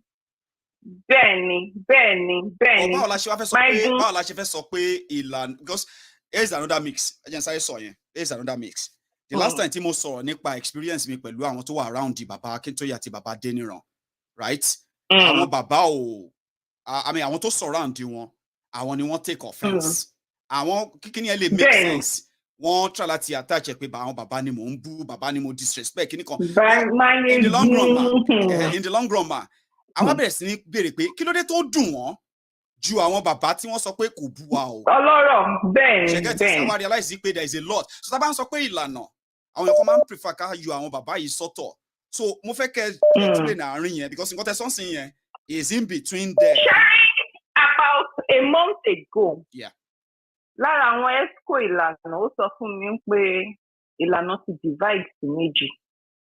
Okay. Kò yé yín. Mo dẹ̀ ní lọ́nà òwò. Any àwọn kan ṣiṣẹ́ fún politicians, àwọn kan fight for struggle. Ẹni ẹ tó sọ fún mi, ó ní wọ́n máa manipulate bàbá, which I find difficult to believe because of my own personal, nature. Okay. But the question possible ṣàkán máa lo bàbá. Because any ó dárúkọ this same Maxwell Adeleye, there's a lot of complaint against him. Even right now, vote of no confidence ọ̀nà tí ń run around, ọ̀nà tí ń bẹ treasurer gan tó wà ní US ń pé kó, and kó cover up and all what not. So you see, Maiyegun, like I said, I think we don't have a leadership. And leadership to wà on top of things. But about leadership, what about resources? The most our leadership they must be sitting on something. Top of one fail on it. What if Qatar will provide this let on tell if you really operate and so which made them exposed? I understand. Yes, I buy that. Hey, I buy that. But surely no struggle ni mo sọ pé àwọn frontliners were.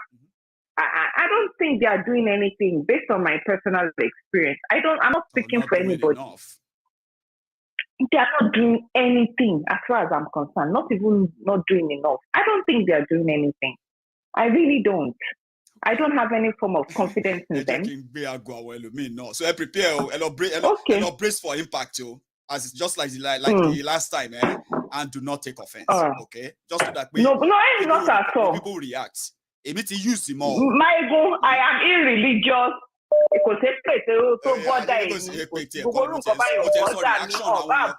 Lady to sọ̀rọ̀ tán lẹ́ẹ̀kan yẹn mo fẹ́ dá lóhùn lálẹ́ yìí máa gbọ́ tọ̀dọ̀ mi náà, so you should brace for impact. Let them bring it on, no problem. Thank you. So I have another person, Lorila. Ló ń bẹ̀ yẹn. Tuale.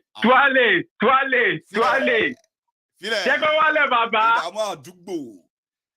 Ìwọ ló yẹ kó wọlé last year bàbá. Jẹ́ kó wálẹ̀ bàbá. Jẹ́ kó wálẹ̀ máàmì.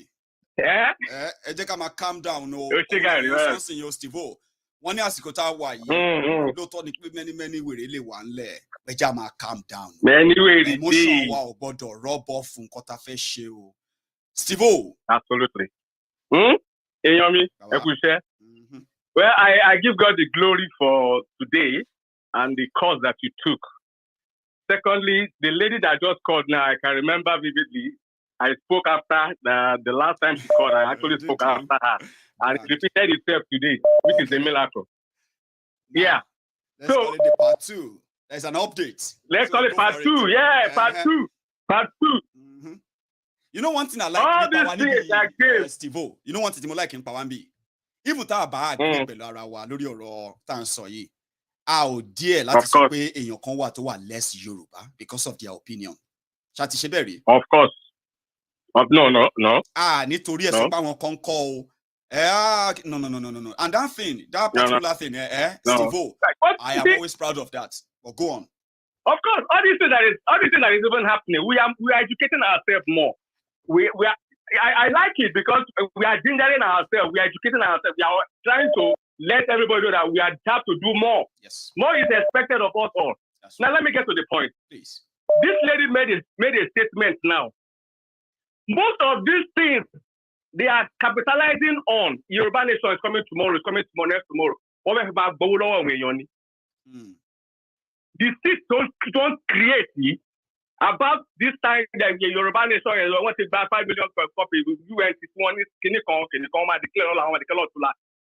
It is all because of monetization of all these things, which we have to stop. Stop deceiving people. Stop deceiving people. It is not right. Surely, like I said, Stivo, when we make like maybe she stop wanting me to sort the back up the MCO, right? When we make allegation like that, it's quite good, right? Tiabale back at least one or two things. One fair make Google alamo, Emilika, 1 or 2, 3 people. I want to one in or struggle. You want to accuse that I want of for many times before. Sure, you get me now. But tell me, Yes. Why you still believe that a lot of them no rebel? No, I am because I am also pointing to that finger that go accusations to accuse around. It is not perfect. It is not perfect. But let's even put that aside. Let's be realistic about what we are doing. Let's be realistic about. See, this analysis we gave tonight. A lot of people were saying all kinds of nonsense, all kinds of. No man. Now to them it's all that everybody just manage and buy July or to buy them a boomy that but to buy long so mi on ṣe ọmọ Yorùbá torí nǹkan tí mo sọ about the mental problem. The main point Omuwayi. The main point mo fẹ́ pick out most of the things we said. The same crop of people that are a little bit influential in our society. How do we bring them on board? With all due respect, let me get something very clear. Yeah, Maiyegun, if I can recall vividly, I got to know more about Yoruba Nation through Oloye Todegboho. Especially that time. When he was doing all those rallies. It was through that man that I got to really know that something was ongoing. Nobody knew about Ilano before. It was only when Sunday Igboho came up that we started hearing of Ilano. And when Sunday Igboho was incarcerated, nothing was ongoing again. It was everybody going on their way. All the bloggers are trying to get things done. Ilano, what was Ilano doing? Ilano was trying to bring that Sunday Igboho, so to speak, quote and unquote. But there was nothing else going on. Everything was shut down. All of a sudden, Monday Onitiri came up now. So if Momo Onitiri have not even come up with this so-called petition and the rest of it that he came about to raise, so Ilana will still be talking about what? Nothing.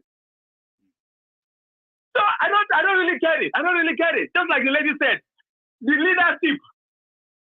leadership is the problem. What is their template? What is their template? What is their template? With all due respect, Onitiri is the only one that is speaking now everywhere. Take Onitiri out of the stream now. What's next? Nothing. Is that what you are going to rely on? How can you be telling me that you don't need a referendum? Some people don't want to go. Some people still say what they want to stay in Nigeria. Some people say they don't want to stay. No, you have to bring everybody on board, and they have to go. Àwọn bandits yìí ń gbà mí náà tí yẹn also pé wọ́n ní pé ẹni tí ò bá ti support Yoruba Nation kó lọ máa gbé ní Northern Nigeria. I mean, can you imagine? Can you imagine? Ṣe really mean ẹ̀ ṣá. Ìgbà tí UK ṣe Brexit. Tí wọ́n dẹ̀ sọ pé wọ́n fẹ́ kúrò. Tí wọ́n lé wọn tó lẹ pé wọ́n fẹ́ kúrò. No, baba, no. Àwọn tó sọ pé àwọn ò gbà kí UK kúrò nínú EU. Tí wọ́n lé wọn dànù. Ṣé a kick wọn out of the UK nígbà tá kúrò ní EU? I can't understand people. People think it's all right. No, àwọn kan rò pé ó wà all right, right? To be making such statements. Torí lójú tí wọ́n. That is why we have to debunk all these things here. Irrespective of whatever anybody calls me, or call you, or call anybody. We have to still speak the truth. You cannot tell me, you cannot save a man's head behind his back. You cannot tell me you want to declare your banner, so most of people are not even ready for it. It is not done. You have to have a referendum. Everybody will say yes or no. And whoever, our coalition to conduct the referendum, when things get to that level, there are structures that will be put in place, and there will be observers. Of course, now. I mean, a process there will be observers. Of and decide the tabale bad level, yeah. Kò sí nǹkan tó kàn ene but ọmọ. Aba, sori àwọn tó. Imagine that period. To awareness, yeah. If that temple has been utilized. Mm-hmm. If it has been utilized and maintained, over-utilized it, go to the international media and say, we want to leave. We are not part of these people. We were coerced into this thing by force. Etiquette is mo sọ pé mo ní pé tí lóòótọ́ tá bá ní resources we are pull together. Gbogbo àwọn nǹkan tí mo sọ láti nǹkan right. It's a 100% a chance that pé number one, Igboho's house kò yẹ kó attack ẹ. Kò possible irú èèyàn bẹ́ẹ̀ yẹn ò yẹ kó attack ilé ẹ. Number two, Igboho tí ẹ yẹ kó kúrò Naija rárá tó bá jẹ́ pé resources gidi wà ńlẹ̀ lóòótọ́ tó ti stable tó ti defend, just like not just Igboho and many people like that. But you see, àwọn èèyàn wá rò pé ó wà so convenient. Àwọn take offense tá bá sọ fún wọn yìí pé there is more to what nǹkan sọ pé a máa ṣe àti nǹkan tẹ́ tó ṣe lọ́wọ́lọ́wọ́ báyìí àwọn tó ní Nàìjíríà wọ́n lè chase anybody nínú wa wọ anywhere now wọ́n lè máa chase wa lọ forever bẹ́ẹ̀ yẹn tàbá continue láti máa believe pé ká máa mẹ́nu ká máa lẹ́nu yìí nìkan la máa fi ṣe or ká pa ẹnu yẹn pọ̀ sí ká bẹ̀rẹ̀ sí ní wá àwọn resources ká dè wọ́n mọ́lẹ̀ débi pé nǹkan tó ṣe fún gbòó wọn ní ṣe fẹ́ lómi mọ̀ bẹ́ẹ̀ni sọ oúnjẹ Maiyegun ìsọkúsọ wo ló ń sọ àwọn èèyàn wa àwọn leader bí tẹ́mi ti wò ó nìyẹn pé ọmọ kò possible kò rí ẹni bẹ́ẹ̀ yẹn. bàbá ó ní analysis kan tó ṣe lálẹ́ yìí imagine àwọn top politicians ní south west taba mú wọn yẹn wálẹ̀ ká sọ fún wọn kókè tá mú wọn wọlé and they know what they are going to gain and they say all of them is there. Steve mo lọ bẹ̀ láti bí pé instead tá máa fi sọ pé along offer nǹkan ta ní fún Russia ṣáàtì offer fáwọn tó jẹ́ Yorùbá wa náà ṣé you get gbogbo àwọn politicians tẹ́ ń rí ilẹ̀ Yorùbá yẹn majority wọn ló ní one link or the other to those tó ń pè ní you need them 100%. election so tí wọ́n bá ní àwọn politicians tó yẹ pé wọ́n believe in Yoruba nation tó dẹ̀ believe in nǹkan tó wà nílẹ̀ Yoruba nation táwọn máa kó wọn táwọn kan máa better Dangote dànù better Dangote ṣé wọ́n ní invest in security wa ṣé wọ́n ọ̀tẹ́dọ́lá ló wà bẹ́ẹ̀ yẹn sìn ọ̀gbẹ́ni gbogbo wọn nǹkan tó ń sọ ìyẹn wà yìí láti sọ yẹn náà pé kí ọ̀gbẹ́ni sọ̀hún. It is practical. Okay. You have to start from the grassroots first. Ọwọ́ tiẹ̀ ṣé màtẹ́lá fẹ́ lọ wọ sí Daniel Street ní àbẹ́ màtẹ́lá fẹ́ lọ sí White House ni. Ọmọ influencers wa tó wà nílẹ̀ wa náà la máa kọ́kọ́ lò. A máa kọ́ mú wọn wọlé. Sábà ti mú wọn wọlé, they will be the one to champion our voice and champion this cause. They will amplify our voice. Definitely. Imagine say pé the whole Southwest. Some of governors have declared pé we want to leave this country. What are you talking about? Do you know what that means? When your Southwest governor it's like clothing it's like water being it flows everywhere. So let's hope it will make sense. Mind you, emergency okay tete adele you must evolve. Gbogbo tá ń sọ yìí náà. Yeah. A kàn ń share idea ni oyin sọ pé àwa náà ò ní plan ní títí wa o. A dẹ̀ dúró dè èèyàn kankan. Of course. Fire dìyẹn mọ́ ni o. Kó má dà pé ogun kan tí Maiyegun sọ lálẹ́ yẹ kí la dẹ̀ máa ṣe ń sìn. Àwa mọ̀ nǹkan tá fẹ́ ṣe o. Àwa mọ̀. We are just trying to educate ourselves. Tó bá disagree pẹ̀lú àwa, àwa ò ní pè lọ́mọ àlè Yorùbá o. Ṣé o ń gbọ́? Tó bá disagree pẹ̀lú iṣẹ́ tiwa láti rí i pé reason tó fi ń disagree yẹn abẹ́rẹ́ ẹ̀ ní mind yẹn kí December tó dé. So that nígbà táwọn Yorùbá wá ń sọ̀rọ̀ nípa Yorùbá nation, ìwọ náà wá look back wá sọ pé 6 months ago mo pẹ̀lú àwọn tó máa ń sọ pé nonsense ni. Now duty tàwa nìyẹn ṣé ó máa ṣe é ṣé kò ní ṣe é ṣe, at least let's try it first. But for now toxic we have to go back to the basics. Àwọn toxic messages kan wà tó ti ń creeping into Yoruba nation tá a bá speak out a di joke mọ́ everybody lọ́wọ́ and mi ò ní lajú lẹ́rọ. Of course we need to go back to the basics. Ẹ jẹ́ ká kọ́kọ́ rally around within ourselves. When we now stand up as one voice in our locality, the world will listen to you. Nothing is happening in December. Àwọn ẹ̀kọ́ ti sáré ń quote mi o. Kí ló ń ṣẹlẹ̀ in December again? No. Continue sọ ni wípé torí àwọn èèyàn tó di pé wọ́n ń wà against Yorùbá nation sìn tó ń ṣe wọ́n Nàìjíríà obi this obi that ẹnu lásán ò lè mú wọn ṣe Yorùbá nation. In fact, bó ṣe ń pa wá yẹn Fúlàní jí wa gbé yẹn is not enough fún wọn láti gba Yorùbá nation. Mo ń sọ ní pé tẹ́lẹ̀ àti àkàrà bọ̀ṣẹ́ kí December kó tó dé a lè rí majority wọn já kúrò ní reason of defending Nigeria. So à ń sọ̀rọ̀ number àbí then tá bá rí majority wọn já sọ́dọ̀ títí wa then I mean that's a plus. So mi ò sọ fún ẹ pé tó bá di December nǹkan báyìí máa ṣẹlẹ̀ o. Èmi kàn fún ẹ ní time frame pé tá bá ṣe ni o kò ń ṣe pé tá bá wish fún. Èmi ò ń jókòó wish o. Steve-o. Kábíyèsí wo brother mi wo ẹkúṣẹ́ olúwa in fact ó tú mi education the journey is far o Maiyegun the journey is far but at least program ẹjọ tètè bá road program ẹ out let's even start with our own. We'll get there. Lágbára náà. The update tí mo ní lórí ẹ̀ máa sọ díẹ̀ lálẹ́ kí tó lọ sùn. Ṣé you get me now? So don't worry. Please let me take this call. Hello there. Ẹ fún mi ṣẹ́jú kọ ó lọ já mi kúrò. Ẹ kálẹ́ o. Hello sir. Balogun himself. This is Romeo from Edinburgh. Ẹ kálẹ́ bàbá mi. Thank you so much. Thanks so much for the other day. Thanks so much. No, thanking you so much. You know, I've my family will thank you.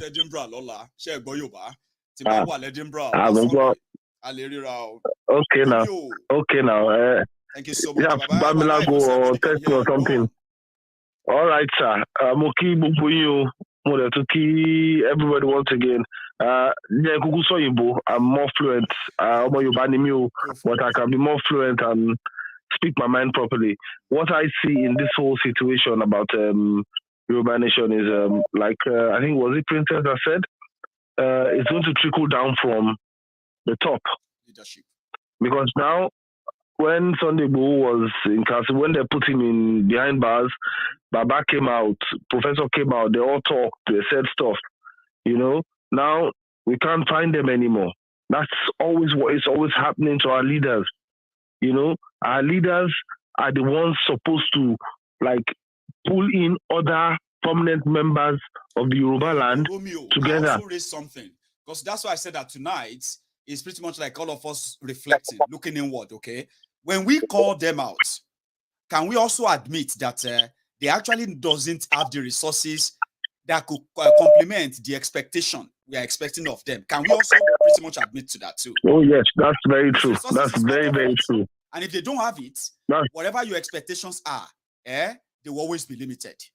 They will always be cut down. Oh yes, you're very right there. You're very right. Without having to 100% blame. But adios, please. I just thought I should add that. Baba?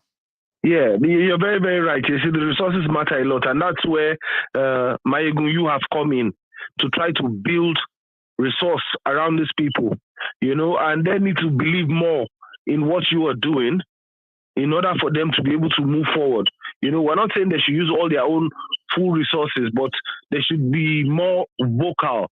They should be more outspoken towards this Yoruba Nation. You see, one man saw in Nigeria, okay, Yoruba Yojoju in the 3 regions. If you look at the way the Hausas operate, they're ready to die for a certain cause. When the Igbos want to start their own, they're ready to move in for a certain cause. But our Yoruba, and it's trickling down from the leader. You see, the youths, they have the energy, but like you said, the resources is disturbing. Now, the leaders, without resources, their voice alone, you have given them a medium to speak. You have given them an avenue to speak. They don't need that much resource to come on your show or to call you and say, Maiyegun, I want to address our Yoruba Nation. All Maiyegun is just going to do for you is make a 10-minute advertisement and say, Baba is coming, this prominent Yoruba person is coming to speak on this channel. Guys, tune in. Let's hear what this man has got to say. So they wouldn't need much resources. You have given them, you have done 80% of all the voice they have to so you have done 80% by creating this media for them to be able to come out and speak to us and advise and say, okay, we're doing this, we're getting here. But you know, Maiyegun, there's only little you can do, you know. Maiyegun, you've done almost all your best. I know this is not where you are ending it, but these people, they should believe more in your work and use your medium to come out, because trust me, people that listen to Maiyegun, they might not be subscribing, but also listen. There are so many left and right. There are so many left and right. These people should come out and start to speak more. You know, the prominent Yoruba leaders, they know about Maiyegun now. You won't tell me Otedola doesn't know about Maiyegun. They know about you. But my problem is, there's nobody dragging them in. We can't pull these old men in and all of that. And you know, our professor, our Alano, but they don't want to speak. Are they afraid of being arrested? You know, and they should know that when they get arrested, this medium, what you have done for Sunday Igboho, will come up for them again. And if they let the government arrest them, then now they are now pulling us closer to that war that's what they're looking for. Every day, a lot of things happening, right? All this stuff's happening. They are pushing people more and more to agree that it's better we break up this whole thing. And I said, we should garner our own resources enough that when this whole fallback is coming, at least we can easily, you know, Yoruba Nation can happen before you all know it. Like, I think, was it Princess on the way? Mm-hmm. Yeah, was it Princess that said it or the guy before Princess? I can't remember. There's a saying I used to believe in: where there's no war, there's no peace. No. So we have started this. Yeah, Yoruba Nation, Bashimagba, it's not going to be an easy ride at all. Let everybody be ready. Clothing is a marathon, as they say. It's a marathon. It's a marathon, but we all have to stick in it together. We all have to be on that bandwagon. Because I see these leaders jumping off the bandwagon. That we boss conductor many. He's them a wamoto law come out. I conductor ni wa minute. By any otibole, otitalo, the conductor emo. You know, by the end of the day, when it's left with two conductors, wow, like Johnny, Migo Matu Shekini, Matu step back. They will now leave the driver alone. The driver is shaking. People, pure water, before you know it, the whole journey is messed up. So we all have to be in this together. So I don't know, but I want them to come out. I want them to come out. All the Yoruba, these are the men that can bring in these other big people, you know. So I just say thank you very much. Let me give thank you so much. Chance I appreciate that. Let me take another one. Here we go. Hello, sir. Hello. Hello there. The general himself. Elder. How are you? How are you? Yeah. Hello. Very well. Yeah. So. Yeah. Yeah. Yeah. Round up anyway, no, but okay. Yes. I'll make it quickly. Yeah. Yes. Sorry, you see what happened? This is what happened. You know, I've had a lot of change from different quarters, from many people. You know, I'm sorry. Many people are very gullible. Anything about the past, how when you're garbage out. Hello? Yes. So now many people don't have the brain of their own. I'm very sorry to say this. And that is why Nigeria, the nature we have, and Nigeria generally, we like to create leaders. Okay? Instead for us to form a movement, we create leaders. And this is where we're having problems. Yeah. Yes. Now, if you look at what happened in Owo, for example, you see some people are even calling for Igboho. Igboho that is even setting his own head. You understand? Now, I mean, Igboho that they chased out of Nigeria, the man managed to get his life alive out of Nigeria. Some fool are calling him in Owo to come and where's Igboho now? Then I tell them, where is Igboho that is not there to defend? I know. They think they just say that's right. Things that makes them feel better. So it's absolute bollock. That's right. Yes. You know, come back to the issue of independence of Yoruba. We are talking, you are discussing tonight, and some people are saying whatever. You see, what I don't want is this. This is me personally. This is me personally. Mm-hmm. Now, this is what I don't want. I don't want people to give people false hope. Okay? The false hope in the sense that, can you imagine the Lola?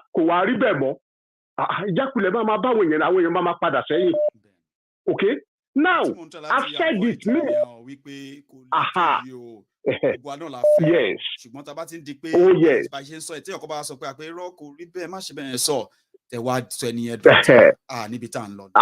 No, because you know, there are so many times that discuss here on the platform we pay. Anybody to buy a sprint to me, okay? Because it's a marathon, it's not a sprint. Okay? So now what happened is this: on a major say you think back country, either through referendum, the Scotland investigation, all these type of things. Then the other way, you fight it out. Hello, are you listening to me? I'm following, sir. And the other way, you fight it out. Now, every one of us knows that those ones that occupy political space in Nigeria, they are criminals. Criminals don't listen to rule of law. No. They don't know anything. In Nigeria, they don't know anything about rule of law. That's why when I see the Alana in London, they said they wanted to take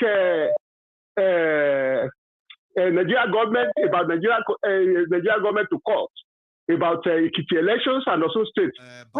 I wanted to call that day because what I thought about it is that now you don't go through all these things with the lawless people. They don't believe in it. They don't respect it. I mean, even if you go to UNO court, Nigeria criminal won't respect it. So what we will do? What we will do is this. And this is my advice. I've been saying this one to everybody. The easiest way to get out of this is this. Because one, Igbo people and Yoruba people should understand one thing. You know, we said we have our land, Igbo land, Yoruba land, but the game has changed. The Fulani is looking at Igbo land and Yoruba land, say, all right, because in their own culture, we can take any land. If you kill me, I take the land. If you kill me, you take the land. If I kill you, you take the land. You understand? So that is the aim of Fulani. So we need to concentrate on that one. It's very important. Elder, that's why I said that, you see, every time we say we need to do something, you and I know that currently, that's just a statement. And we don't have the resources to pursue that to follow that statement. So we need that. That we don't have it now doesn't mean that we won't have it. I'm just it's true. To say, hey, go on, sir. Yeah. You know that's why anytime I called, I will beg all of you that you are doing this job and that you are doing this media awareness to people, advocacy and so on. I always beg you, say, please don't stop, because immediately you stop, there's no more Yoruba nations and there's no more Biafra nations. So you guys need to continue, because the first part of war is for you to have share from the media share, propaganda part of it. You understand? So now if you lose out from the propaganda, which is the media aspect of that's right. Can't you listen to Buhari, the chief brigade 3 days ago in Portugal? You know what he said? All these things you guys have thrown to him, he can't sleep. We should just pity Nigeria and don't break up from abroad. Oh yes. So now the bastard can't sleep. They cannot sleep. All these criminals in Nigeria, they cannot. You see, like we said, many people talk about we're going to fight war or whatever. I've told people, Nigeria got an organized army, and this army are controlled by the criminals. Okay. So now the only solution, easy way for Igbo people or Yoruba people, for example, now Yoruba people, on this matter is this. It's either we sit down on Ibadan, because we need every one of us on this matter. It's either we sit down on Ibadan and come out of what we want within the Nigeria context. With that one, even if you want to raise a army, say, okay, if Nigeria stand on your way, you understand, you can create an army that is not different groups. Not in abnormal Yoruba, one for Iso Odua or whatever, they're going to cross us. Okay? Now, but if you sit down in the battle, different opinion, religions, different civil societies, political leaders, and so on, they sit down and we define what we want. If our decision now, if Nigeria stand on our way, we can create army for that. On a resolution. Because that's what I'm talking about. That's right. Because that's right. That's what I'm talking about. Yes. That we can make that happen. Except we have something physical that we can hold on to. But they say, no, that's not it. We have to. Okay, that's me. Yeah. So because if we say you now wanted to create different group, you understand? We can only terrorize them and they're going to kill us too much. Well. You understand? So we don't want that one to happen. We don't want that one to happen. Now, that solutions I give now, it will come gradually, provided you guys are continuing what you are doing. You understand? It will come gradually because the level of frustrations, you understand, is getting high every day. You understand? And I told you when the level of frustrations get to a certain level, all these professor billionaires in Yoruba land, this one is going to touch them gradually. Then everybody will make it. We have it. And that's why, yes, like you said, the breakfast. All of them will have it.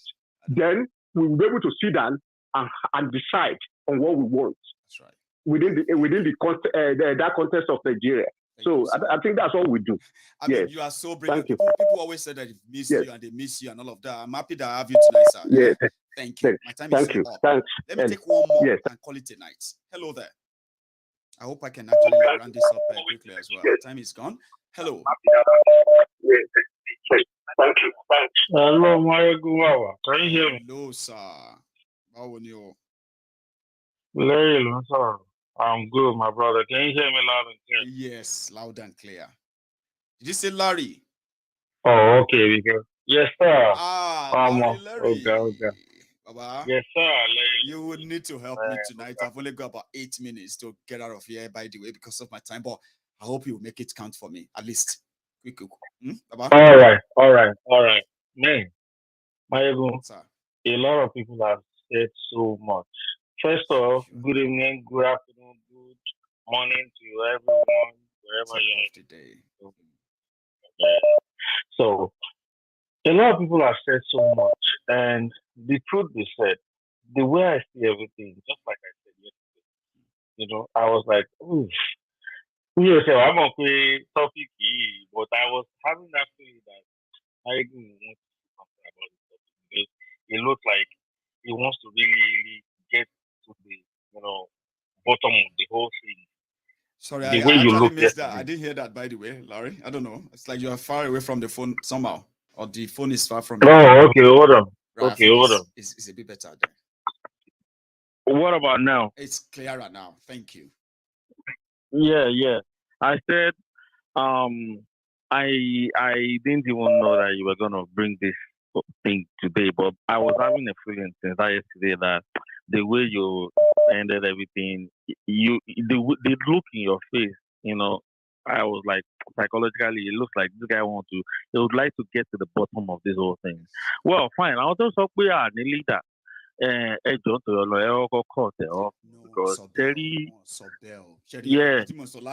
Larry, I'm gone. Cotton Sonny pay whatever is wrong. Atorilo ti wawa. Oti yinsin. Won dismiss out of it. Then a lot of people don't sobe no mo so pe eyin te ba sobe. Ǹjẹ́ iṣẹ́ amúkùn ẹ̀rọ ẹ̀wọ́ lẹ́ ń ṣe yẹn. Ṣé àwọn ẹni gan ní resources láti ṣe àwọn nǹkan míì tá máa ń sọ pé kó ṣe. So somehow, and you see our Latin con so me affect could have been when they didn't, please. Okay. Because the way, because the way some people sounded like, I don't want us to judge by how people sounded. People have been judging me the way I sounded. You know that all my life. People have called this Maiyegun is and you know what? It doesn't get to me other than I just feel like I wish I could say it the other way that would make them. I had no other way. So Larry, let us judge them by how we think. Go on, please. It's not as easy as said, just like Maiyegun has been saying. And I understand what Maiyegun is saying. Like, okay, we need some, document evidence and blah, blah, blah, to make sure that we have this is on ground and this is what we are pursuing next and this is what we need to do. But, what I just want to say, I understand that we are trying to do something back home in Nigeria now, but have we thought about all these Agbero people? The way they do their things is just like, I'm sorry to say, the way, if you say you want to go and put, the whole okay, food bank. It's a very good idea. But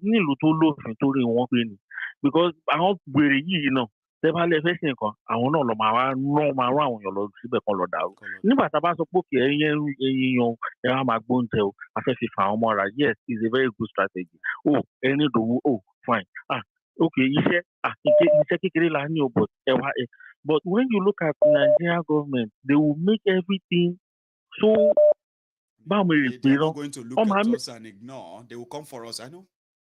Yes, and ibi tá a bá gbé food bank wá sí tá a bá gbé kíní wá sí wàá rí wọn máa rán àgbèrò lọ́bẹ̀ tí wọ́n bá gbé àgbèrò lọ́bẹ̀ wọ́n máa rán mi lọ́bẹ̀ wọ́n máa ní ti fẹ́ bẹ̀rẹ̀ sí ṣe decisionist wọ́n máa bẹ̀ àwọn stupid media kíní wa ní Nàìjíríà gbogbo wọn náà wọn máa bẹ̀rẹ̀ sí bá wọn máa ṣe owó mọ̀ kígbà tí Yorùbá Nation bẹ̀rẹ̀ I'm very sorry to say àwọn channels àwọn àbàtì gbogbo wọn sọ decisionist kó tó di pa àwọn èèyàn bẹ̀rẹ̀ sí fi sílẹ̀ lẹ̀ you understand àwọn náà bá wọn dọ́gbọ́n gbé nonsense wọn. It's part of it. They are part of the whole thing. Yes. As a whole. You get what I'm saying? So with all these media people and blah blah blah, so to believe pé nínú Nàìjíríà àwọn tí ń jẹ, tẹ́ bá ṣe pé kìíní sìn channels ní rí kìíní kan pé tẹ́ bá ní kìíní kan tó rẹ̀ mú ń wò pé àti mú àwọn big people wọlé irú bàbá tó sọ pé kọ́ fún àwọn Ọ̀tẹ́dọ́lá wọlé I don't think he's gonna be able to, you know. I mean, no. But don't never say never. Yes. Baba make proposition pé ká lọ offer American nǹkan ká lọ offer Agbani nǹkan. Àwọn kan tó ń sọ yẹn, you know that way there are people to believe pé I mean they can push it and there are people that can push it. Yeah, I understand. But what I'm saying is sorry mo kàn fẹ́ èmi ń wo from my own lens. Yeah, okay. You see all these people, all these Ọ̀tẹ́dọ́lá them, Adenuga them, all these people, they are actually against us to happen because they don't even want it to happen. Number one. Number two, ṣé ẹ rántí pé wọ́n sọ pé wọ́n lọ gbé kíní lọ bá bàbá Ìgbòho nínú prison tó ń sọ pé àwọn ọba kan sign ní pé kán Ìgbòho náà jẹ́ sign sábẹ́ ní pé àwọn ọba kan ti sign nípa àwọn ò fọwọ́ sí pé àwọn ò fẹ́ kí Nàìjíríà pín. Ìgbòho tí sọ síta báyìí o pé àwọn ọba báyìí lòun tó bá sọ ilẹ̀ àdá. You understand? This Ìgbòho man. Tí gbogbo bá sọ àwọn kọ́kọ́ pé tó fẹnu ara ẹ̀ sọ everybody. Àwọn ibi kọ̀ọ̀kan. So respect to this man, respect to Igboho. Anybody tó bá ń wò pé àwọn ọ̀dẹ̀ kan sọ pé is not educated. No be by education you go take God go take put you for front. No be by education. This guy God don give am. Twirly for am as Igbo dey always talk. Mo gbé fún man. You understand? So when we are trying to do anything, we should all consider àwọn tó máa fẹ́ bàjẹ́ láti Nàìjíríà. Tí Nàìjíríà government ò bá sọ pé àwọn òfin yàn ní kíníkan àwọn agbèrò wọn máa wá, àwọn àmì wọn máa wá. So kíní bí ṣe ń wò ẹ má yẹ ká pa ọtún ara wa. Bí ṣe ń wò ó dà pé a máa ṣe dání tébù yẹn a sì máa kò bínú sí dání tébù. Bí ṣe ń wò. Nǹkan tẹ́mi sọ ní pé ṣe rí gbogbo nǹkan tó ń kalẹ̀ máa rò. Gbogbo ideas ta ní gbogbo àwọn kìíní yẹn èmi believe pé they are all good because they are coming from the angle of our own experiences with the system. Yes, because diplomacy ò bá system yìí diplomacy ò lè bá system yìí fà kankan. Tàbá pa àwà diplomatic let's use diplomacy ọ̀gbẹ́ni kò possible. But at the same time, Larry, every now and then just notice solar tank every now and then àti sọ pé afẹ́. Ọ̀gọ́ta à check ni pé kí la ní ta fẹ́ fi ṣe yẹn. Yeah, of course. We have to generally like the work on anything. Preparation, no. Yes, I love that point. My point fingers. Exactly. We need to put exactly. So, bless Larry, thank you so much. Yeah. Thank you so much, Baba. Yeah. Nice one, Baba. Yeah. So this is where we'll draw the curtains, okay? I'll take my time and read my comments later, including all of you who probably never agree with me. I've told you, you are free never to agree with me. And then I'll read all the abuses, I'll read every other thing. And it's just going to be so sad that if you are a Yoruba man, that, I believe strongly in the emancipation of the Yoruba people, the self-determination, right? And simply because you disagree with others who are also Yorubas, you have started denying them and saying they are this or that. I consider that a sort of a mental health problem, or you may see that as, oh, you're so mo ya wèrè, No. But tí mo sọ ní pé àrùn ọpọlọ tí ń bá ẹ jà. Tí ó bá jẹ́ pé we believe we can anilati koba ilo e kashe but ibi tó wà yẹn ló tin sọ pé kashe báyìí when you know that pé àwọn tí wọ́n rò pé kó lọ ṣe yẹn wọ́n really need resources láti ṣe living in denial is part of it too. But whatever it is we agree to disagree. I've been a disagree to agree. I'm going to see you some other time. So thank you so much for your time tonight to everyone. And if you're just joining, watch the broadcast from the start. and I will see you some other time.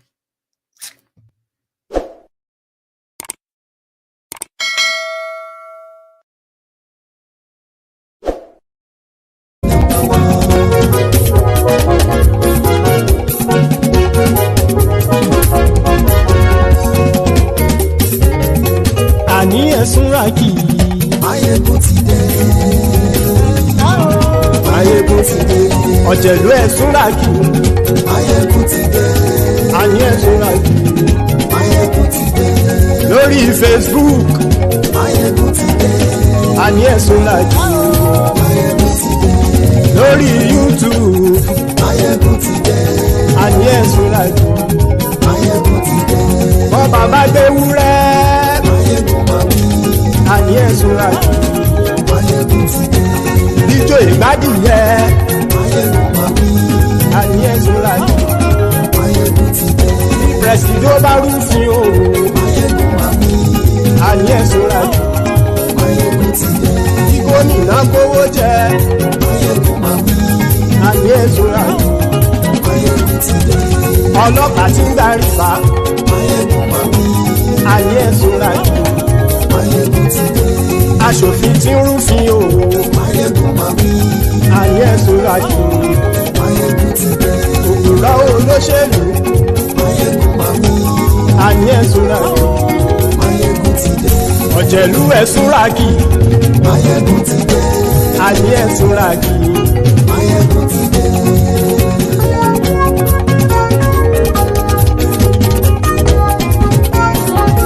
Maiyegun ti dé. Gbogbo ọ̀jẹ̀lú ẹ̀sùnra kì í.